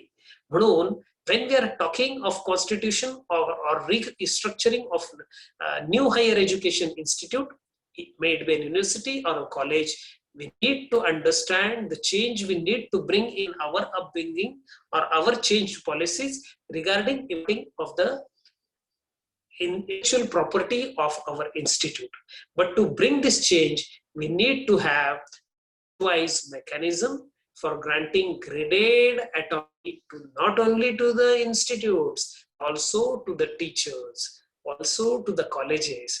What new policies we have and how we are going to implement it, that is very much needed, and freedom to move gradually from one category to another would be taken care with the help of the plans, actions and effectiveness of that individual institute. So we are going to bring the change in this. So as I've told you earlier that by 2040 we want to have institutes of higher education with a certain aim to have a multidisciplinary approach. Why always talking of multidisciplinary approach is because when we are upbringing the new society, new students or the new citizens of the country, multidisciplinary approach is very important. I mean to say we should not stick up only with the arts, commerce or science or technology. We should have an approach of an entire society, entire nation building approach, which would be an outcome by 2030. So this is the way by which we are going to have, and we have a big policy in this, that by 2035 we want to bring our gross enrollment ratio of higher education to 50%. But if you see the ratios of 2018, it is just 26.3%. म्हणजे आपल्याला येत्या 15 वर्षामध्ये उच्च शिक्षणातला जो GER आहे तो 50% आपल्याला न्यायचा आहे. हे सगळ्यात मोठं जे चॅलेंज आपल्या पुढे आहे, हे चॅलेंज साधण्यासाठी म्हणून कुठेतरी इन्स्टिट्यूशनल रिस्ट्रक्चरिंगची गरज आहे, हे आपण. आणि growth will be in both public and private institutes with a strong emphasis on developing a large number of outstanding public institutes. म्हणजे जर आपण आता एक 3 महिन्याखाली फेसबुकचे जे झुकरबर्ग आहेत यांचं जर व्याख्यान आपण ऐकलं असेल आणि ज्या पद्धतीने त्यांनी त्यांचा बिझनेस हँडल करण्यासाठी म्हणून जे धोरण आखलं होतं, त्याच्यामध्ये फार मोठा चांगला एक प्रयोग मला एक त्यांचा आठवतो. ते त्यांचं लाईव्ह लेक्चर मी ऐकल्यावरती माझ्या लक्षात आलं की he made a sign called #future is private. म्हणजे काय की जर आपल्याला चांगल्या पद्धतीने आपल्याला डिसिमिनेट करायचं असेल, चांगलं एज्युकेशन आपल्याला द्यायचं असेल, तर ऑटोनॉमी कुठेतरी असणं गरजेचं आहे. That autonomy we can bring through some private institutes, but we need to bring growth in public as well as in private institute, and this policy gives a very good emphasis on the development of the large number of public as well as private institutes. So this is going to be the first thing which we are going to have in restructuring of the institutions. Second very important thing what this mentions is regarding single stream higher educations will be phased out by the time. म्हणजे जर आपण single stream घेऊन जर एखादी higher एज्युकेशनचा institute चालवत असू, so it will be of no use because this policy expects a vibrant multidisciplinary institutions. हे सगळ्यात मोठं धोरण आपण लक्षात घ्यायला पाहिजे. त्याच्यामुळे आपल्या शिक्षकांमधला जो संवाद आहे तो आपल्या विषयाच्या बाहेर जाऊन इतर डिसिप्लिन्सच्या शिक्षकांबरोबर आपण संवाद साधला पाहिजे, जे आपल्या आजूबाजूला जे काही आपल्याला त्या प्रॉब्लेम्स मध्ये आपल्याच विषयातून कुठेतरी उत्तर शोधण्याचा प्रयत्न न करता 4 विविध विषयाच्या शिक्षकांनी एकत्र येऊन कुठल्या चांगल्या पद्धतीने आपल्याला याचा एक आउटकम देता येतो किंवा याचं सोल्युशन देता येतो, हा विचार करणं कुठेतरी गरजेचं आहे. आणि हा विचार फक्त मल्टीडिसिप्लिनरी अप्रोच मधून येईल. आणि म्हणून या पॉलिसीमध्ये असं म्हटलेलं आहे की आपल्याला कुठेतरी मल्टीडिसिप्लिनरी इन्स्टिट्यूट्सची डेव्हलपमेंट करणं हे सगळ्यात महत्वाचं राहणार आहे. म्हणून युनिव्हर्सिटीज वर्ल्ड वाईड, ज्याला आपण मल्टीडिसिप्लिनरी इन्स्टिट्यूट्स म्हणतो, अशांचा विकास होणं, मग ते UG असेल, PG असेल, PhD प्रोग्राम्स असतील, याच्यासाठी म्हणून विकसित आपल्या संस्था झाल्या पाहिजेत. मित्रांनो, आजही आपल्या देशातले विद्यार्थी हे जेव्हा आंतरराष्ट्रीय स्तरावरती शिक्षणासाठी जातात तेव्हा आपल्याला आपण बघतो त्याच्यावरती की आपण वेबसाईट वरती बघितल्यावरती आपल्या लक्षात येतं की UK मधली एखादी छोटी युनिव्हर्सिटी एखाद्या पर्टिक्युलर विषयाला घेऊन जेव्हा पुढे चालते, तर ती चालत असताना संबंध विश्वामध्ये त्या संस्थेचं नाव झालेलं असतं आणि संबंध विश्वातून तेथे शिकण्यासाठी हे विद्यार्थी येतात. आपण संबंध भारतामध्ये ज्या पद्धतीने देशपांडे मॅडमने आपल्याला सांगितलं की नालंदा, तक्षशिला अशा विद्यापीठांची स्थापना फार पूर्वापार झालेली होती आणि इथे शिकण्यासाठी संबंध विश्वातून विद्यार्थी इथे यायचे. कारण ह्या ज्या संस्था होत्या, ह्या संस्था किंवा हे विद्यापीठ इंटरडिसिप्लिनरी होते. इथे एक सारासार जगण्यासाठी म्हणून जो काही एक विचार आपल्याला एक निर्माण होत होता, तो विचार प्रगल्भपणे मांडला जात होता आणि तो स्वीकारला जात होता. म्हणून या विद्यापीठामध्ये विद्यार्थी शिकायला संबंध विश्वातून यायचे आणि तीच विश्वगुरु पुनश्च होण्याची जी प्रक्रिया आहे ती आपण याच्यातून स्वीकारणार आहोत. आणि हेच ते धोरण आहे ज्यामध्ये पुन्हा भारतीय तत्वाचा रस आपण याच्यामध्ये टाकलेला आहे, जेणेकरून ज्या गोष्टी आपण मागच्या 200 वर्षामध्ये विसरलेलो आहोत त्या गोष्टी स्वजागृत करून आपल्याला ज्याचा अभिमान पुनश्च वाटायला पाहिजे, स्पिरिट ऑफ इंडिया ज्याला आपण म्हणतो, ते जागृत करण्यासाठी म्हणून या पॉलिसीमध्ये जो काही एक वेगवेगळ्या आस्पेक्टचा अंतर्भाव केला तो आपल्याला स्वीकारणं कुठेतरी गरजेचं आहे. कारण 21वे शतक हे लिबरल आर्ट्सचं शतक आहे. आपण एखाद्या विषयाला घेऊन पुढे न चालता आपल्याला लिबरल एज्युकेशन इथे स्वीकारावं लागणार आहे. म्हणून आपण ज्या काही एज्युकेशनल अप्रोचेसचा असेसमेंट इथे करणार आहोत हे होलिस्टिक आणि मल्टीडिसिप्लिनरी अप्रोचनीच शक्य आहे हे आपल्याला लक्षात येईल. आणि म्हणून to lead 21st century, not only to lead the country but to lead the industry 4.0 हे करण्यासाठी म्हणून सुद्धा आज आपल्याला हे लक्षात आलेलं आहे की just having a good study of technology और engineering you can't lead industry, but to accept the changes of industry 4.0 we need to have a multidisciplinary approach, and that will only help us in understanding the changes which are going to occur in the 21st century. Now if we go through all these parameters, we need to understand one more thing, which is the changes which this policy has brought in and what are going to be the changes which we want to implement and how it is going to be implemented. For this, we have a good holistic and interdisciplinary approach itself in this policy. But apart from that, I feel internationalization and some learning objectives are very important, which are going to come only by the efforts which we people are going to put by having an appropriate curriculum, teaching pedagogy, and continuous formative assessment with the adequate student. Unless and until we have these 4 pillars of our new education policy, we will not be able to call, or we will not be able to give a call for the citizens of the country of the 21st century.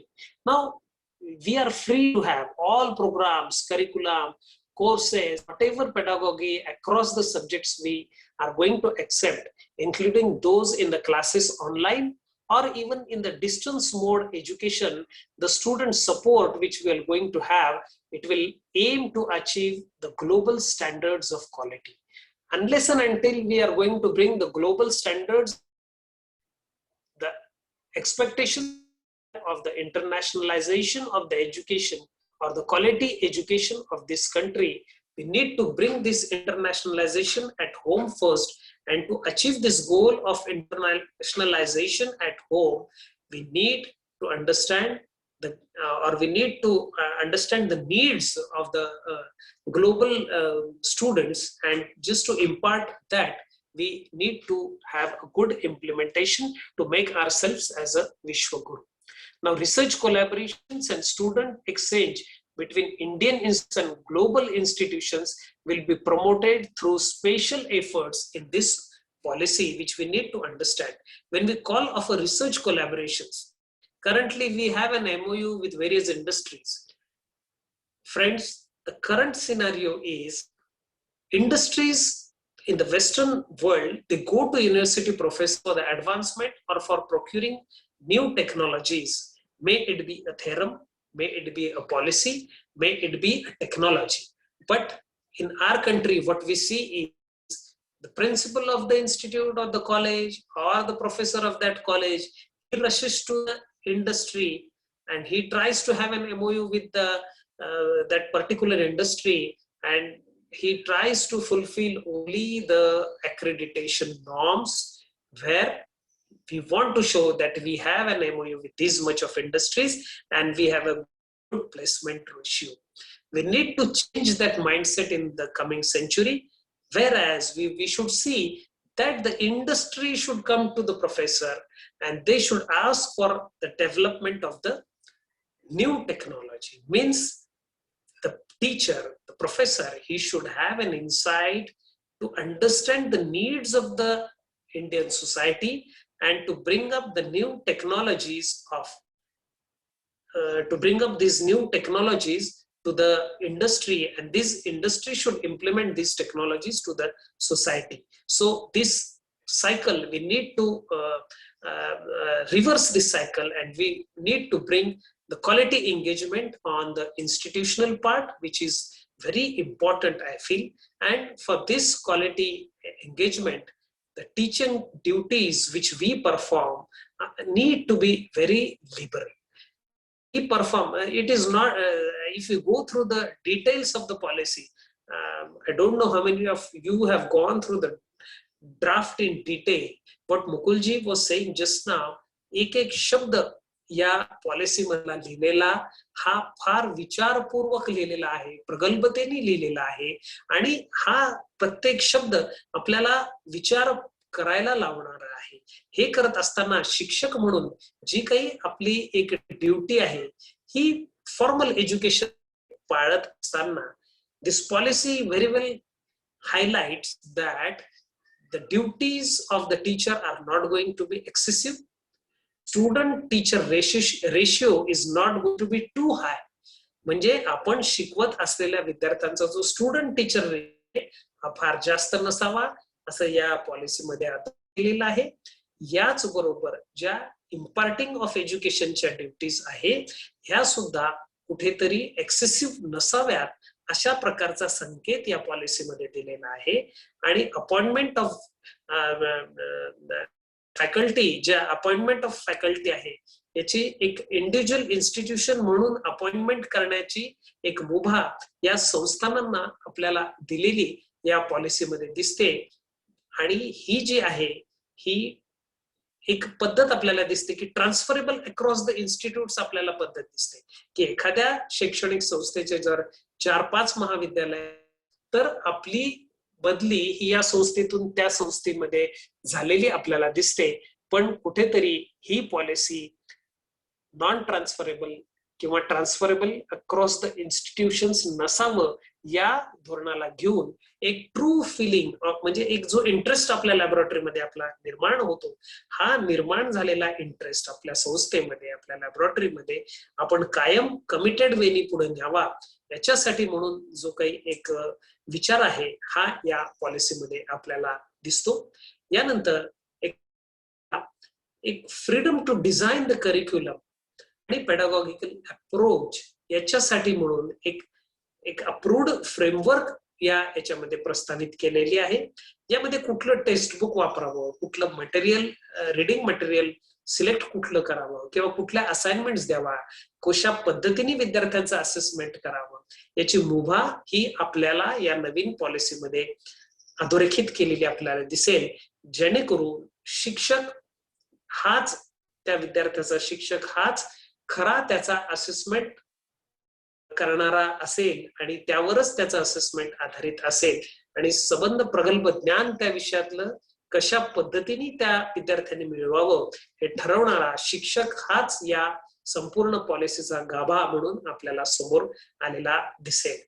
यानंतर एक महत्वाचा मुद्दा quality एंगेजमेंटच्या बाबतीमध्ये याच्यात मांडलेला आपल्याला दिसेल, की excellency will be further incentivised through appropriate rewards, promotions.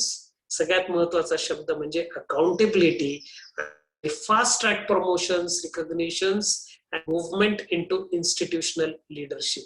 फार महत्वाचे विषय मी आता इथे, की अप्रोप्रिएट रिवॉर्ड्स म्हणजे जर आपण एखादं काही गोष्ट केलेली असेल, तर त्याचा अप्रोप्रिएट रिवॉर्ड इन्सेंटिव्ह फॉर्म्स मध्ये त्या फॅकल्टीला मिळावा, याविषयीचं एक अधोरेखित याच्यामध्ये केलेलं आहे. प्रमोशन्स, आतापर्यंतची प्रमोशन्स जी होती, ही प्रमोशन्स इतक्या वेळात इतकं पूर्ण केलं असेल तर प्रमोट होईल, इतक्या काळात इतकं काम झालं असेल तर प्रमोट होईल, त्याचा जो स्कोर आहे, त्याचे की परफॉर्मिंग इंडिकेशन्स आहेत, ते तेवढे अचीव्ह झाले असतील तर त्याचं प्रमोशन होईल. या पद्धतीने न जाता, जर एखादा युवक प्राध्यापक चांगल्या पद्धतीने, तरुण प्राध्यापक हा जर चांगल्या पद्धतीने देशाला पुढे नेण्यासाठी जर असेल तर त्याला काही ऑफ ट्रॅक प्रमोशन्स देऊन जास्त चांगल्या पद्धतीने पुढे नेता येईल का, किंवा फास्ट ट्रॅक प्रमोशन्स आपल्याला देता येतील का, किंवा त्याची एक इन्स्टिट्यूशनल लिडरशिप मध्ये आपल्याला करणं सोपं होईल का. याच बरोबर आपण या कार्याची कुठेतरी अकाउंटेबिलिटी असण्याचा सुद्धा विषय या पॉलिसीमध्ये शिक्षक म्हणून इथे आपल्याला अधोरेखित करणं गरजेचं आहे की performance needs to be accountable.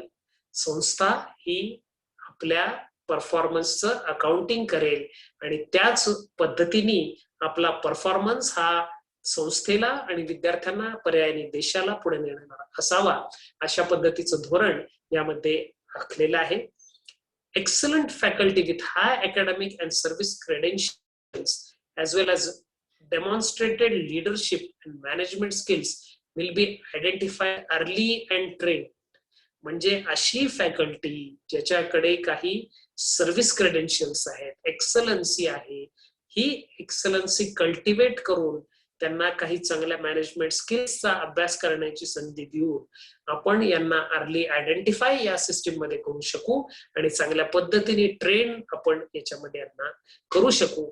अशा पद्धतीची काही धोरणं या आपल्या पॉलिसीमध्ये आपल्याला मांडलेली दिसतात. त्यानंतर जिथे इन्स्टिट्यूशनल लिडरशिपचा प्रश्न येतो तर या इन्स्टिट्यूशनल लिडरशिपला क्रिएट करण्याचं कल्चर ऑफ एक्सलन्स आपल्याला याच्यातून दिसणार आहे, जेणेकरून चांगले एज्युकेशनल लीडर्स हे इन्सेंटिव्हाइज्ड पद्धतीने चांगल्या इनोव्हेटिव्ह मेथड्स ऑफ टीचिंगला पुढे आणण्यासाठी म्हणून निर्माण झालेल्या leadership for the good results in the research किंवा इन्स्टिट्यूशनल सर्व्हिसेस किंवा कम्युनिटी आउटरीच किंवा फॅकल्टी मेंबर्सच्या एक्सलन्सीसाठी म्हणून झटणाऱ्या अशा काही अकॅडमिक लिडरशिप्स आपल्याला न्यू हायर एज्युकेशन इन्स्टिट्यूट्स मध्ये तयार करता येतात का, अशा पद्धतीचे काही मुद्दे आपल्याला इथे विशद केलेले दिसतात. पण पर्यायाने एक गोष्ट आपण इथे घ्यावी की सोशिएटल चॅलेंजेस जे काही आपल्याला ऍड्रेस करायचे आहेत की एक सिटिझन्स म्हणून या देशाचे मुद्दे फार वेगळे आहेत.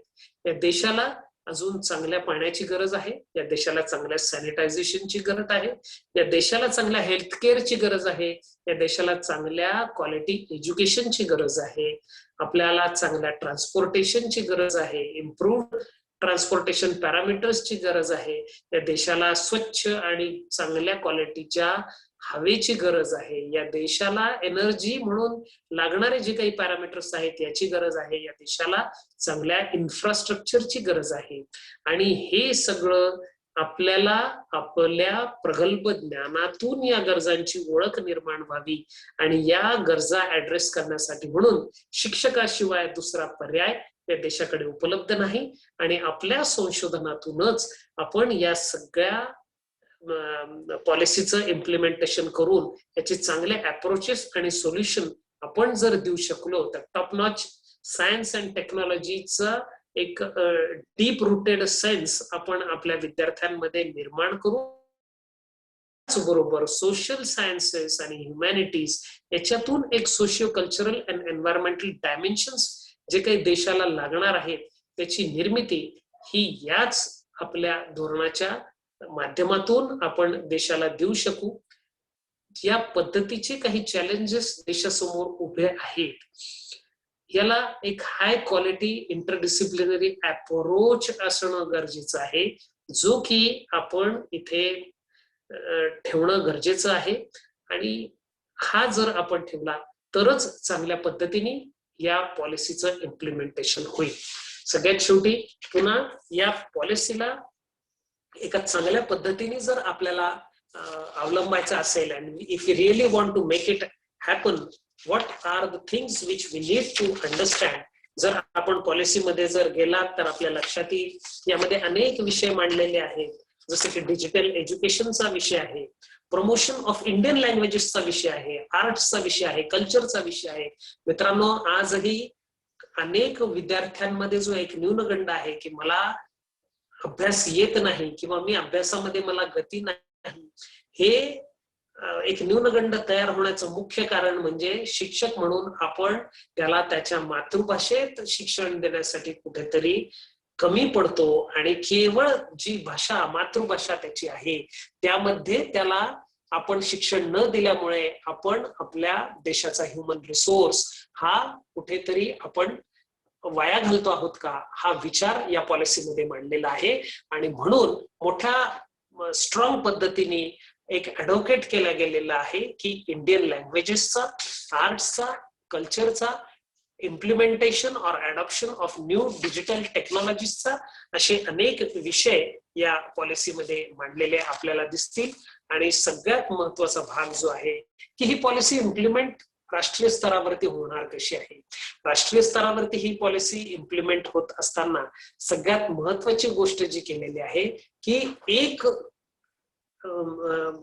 एक सेंटर पॉइंट न ठेवता यामध्ये 4 डिफरंट वर्टिकल्स या पॉलिसीमध्ये मांडलेले आहेत की ऍक्रेडिटेशन, एज्युकेशन, ग्रांट्स अशा पद्धतीने जे एक वेगवेगळे आपल्याला विषय इथे राष्ट्रीय स्तरावरती मांडलेले आहेत की एकच एजन्सी ही तुमची इव्हॅल्युएटिंग एजन्सी राहणार नाही, तर ग्रांट्सचा विषय वेगळी एजन्सी घेऊन पुढे येईल. This is all going to come under the ministry of education which recently has been converted from ministry of human resource to ministry of education. तर हे बदल राष्ट्रीय स्तरावरती सुरू झालेले आहेत.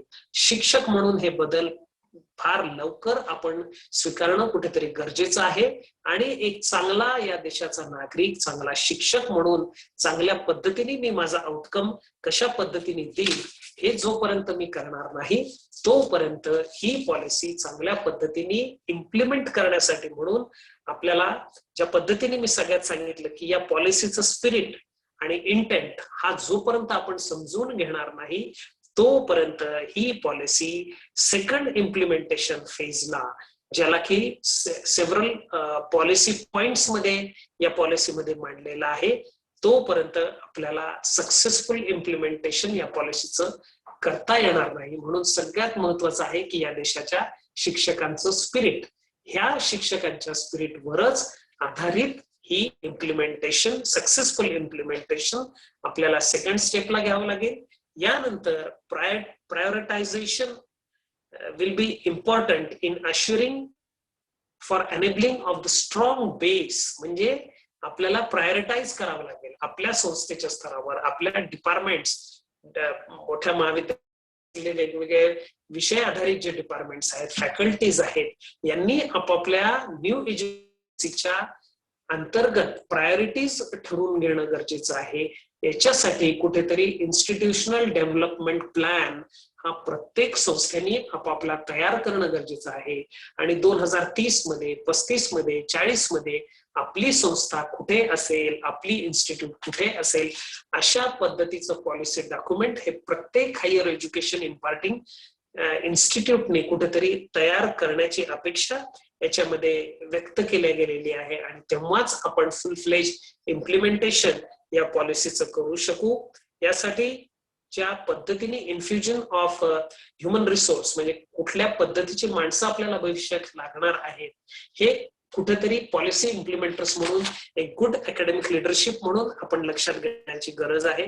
मित्रांनो, ज्या पद्धतीने टेक्नॉलॉजीचा ऍडव्हान्समेंट चालू आहे, ज्या पद्धतीने टेक्नॉलॉजीचा स्वीकार आपण लोक करत आहोत, तर आपण जे आज वर्गामध्ये शिकवतो याच्यातले ज्या पद्धतीची की आपण विद्यार्थ्याला विचारतो की तुला काय व्हायचं आहे, हे विचारत असताना आज जगामध्ये स्किल सेट्स जे उपलब्ध आहे मध्ये 90% नवीन स्किल सेट्स आलेले असतील आणि जगामध्ये आज नोकऱ्या ज्या पद्धतीने उपलब्ध आहेत, ह्या एम्प्लॉयबल मॅनपॉवर तयार करण्यासाठी म्हणून आज आपल्या विद्यार्थ्यांपैकी 90% विद्यार्थी हे त्या क्षेत्रामध्ये काम करणार आहे की जे क्षेत्र आज आपल्याला अस्तित्वात पण दिसत नाही.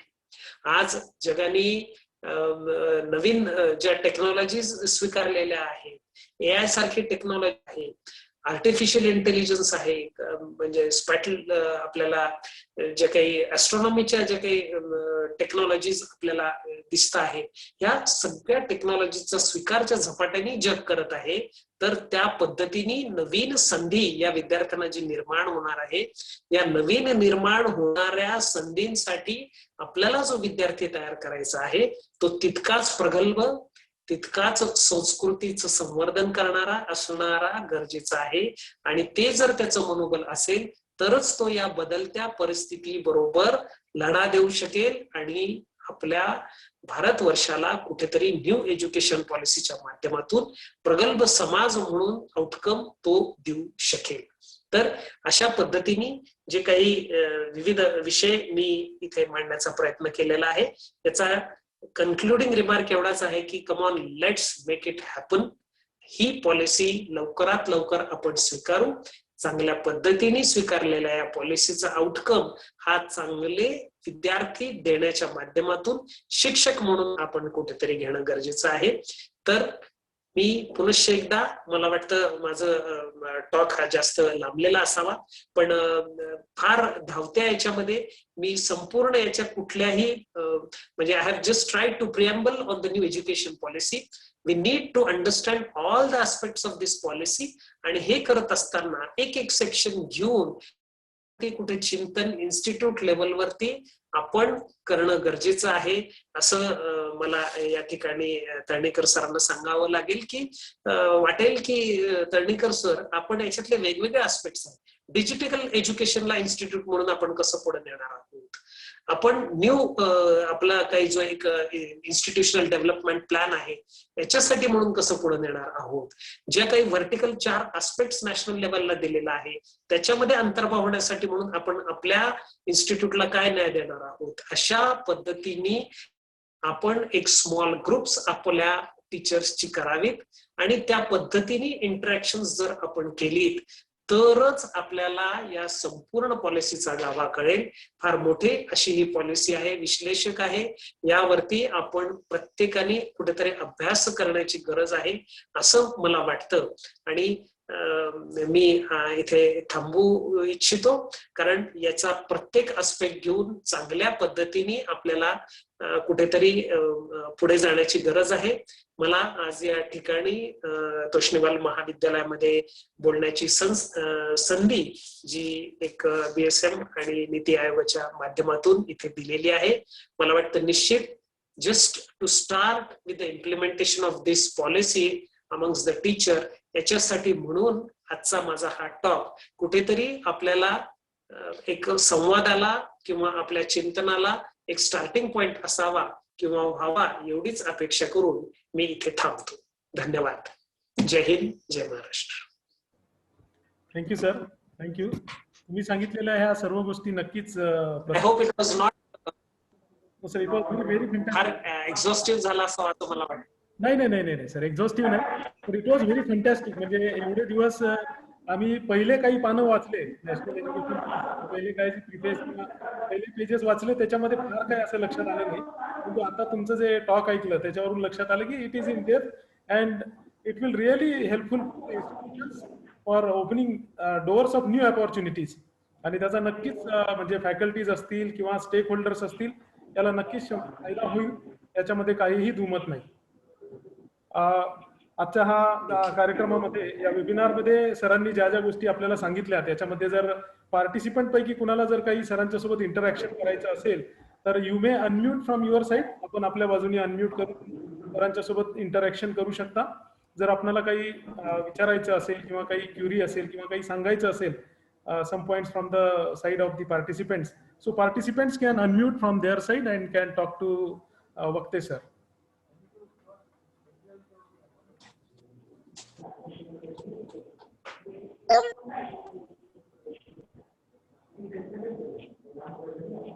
किंवा सरांचा डिटेल्स जे आहे ते आपल्या कॉलेजकडेही आहे. मी आपला जो ग्रुप तयार केलेला आहे त्याच्यामध्ये शेअर करतो. You can send your queries to Vakte sir too. So now I'd like to call for a concluding session the coordinator of this program, the convener of this program, Dr. Sanjeev Kumar Agrawal sir. Please express the vote of thanks and conclude the session. Agrawal sir. Joshi sir, I would just like mention मला एकच गोष्ट इथे सांगायची आहे की जरीही आता कोणीही प्रश्न उपस्थित केले नसतील तरी ज्या पद्धतीने मॅडमनी सांगितलेलं होतं की फीडबॅक फॉर्म मध्ये मनामध्ये असलेली पॉलिसी विषयीची कुठलीही शंका किंवा कुठल्याही आपल्याला उपस्थित झालेला प्रश्न हा फीडबॅक फॉर्म मध्ये सगळ्या पार्टीनी निश्चित मांडावा जेणेकरून आपल्याला चांगल्या पद्धतीने या पॉलिसीला ऍड्रेस करता येईल. So I request all the participants once again behalf of Deshpande madam to mention all the queries and whatever problems you have in your mind regarding the implementation. Yes. Yes, definitely. I will also forward it to the respective Yes, sir. submission of papers. Yes. Agarwal, sir. Yes, sir. Respected dignitaries, Honorable Sri B.R. Toshniwal, sir, Honorable Sri U.M. Shetty, sir, Honorable Sri Ramanji Toshniwal, sir. This one-day webinar was organized by the Niti Aayog and Bharatiya Shikshan Mandal and Toshniwal Arts, Commerce and Science College, Sengao. At present scenario, the concept of online has become very effective for all of us. It become true for institution. I express my sincere thanks to them. The coordinator of this who are to conduct this, Madam District Coordinator, Honorable Madhuri Deshpande, over to you. Visionary personality, the organization President, Honorable Dr. Sudhir Shivanikar, and Organizing Secretary, Honorable Sri Shivanikar, sir, express our hearty gratitude towards main pillar of the webinar and Bharatiya Shikshan Mandal, Dr. P.S. Vakte, sir, for their valuable vision committee for having made this webinar possible. Thank you, dear participant. Although we received the chance to host this event, but it was you because of whom this has been become into success. Thank you, thank you. And finally, we are grateful to the teaching and non-teaching staff of the institution who has taken effort in making this event a great success. Thank everyone. Thank you. Thank you, sir. Thank you. On behalf of Sri Gajanan Shikshan Prasarak Mandal, Toshniwal Arts, Commerce and Science College, I just like to request to all the participants to please switch on their videos so that we can have a larger photograph of audience and speaker too, that we can use it for our further communication correspondence too. Please switch on your cameras.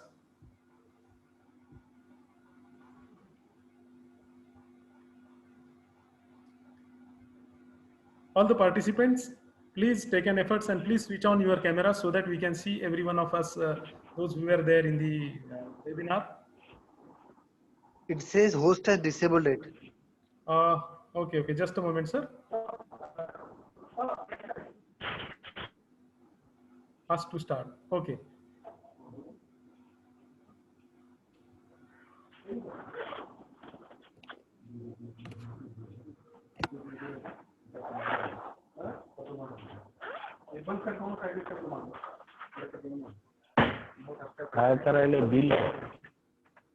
Yes. Thank you. Thank you once again from Sri Gajanan Shikshan Prasarak Mandal, very camp, Toshniwal Arts, Commerce and Science College. And we are very thankful to Niti Aayog and Bharatiya Shikshan Mandal for giving us an opportunity to host this webinar. Thank you. Permission of the chairman of today's webinar, I declare that it is concluded. Thank you. Thank you.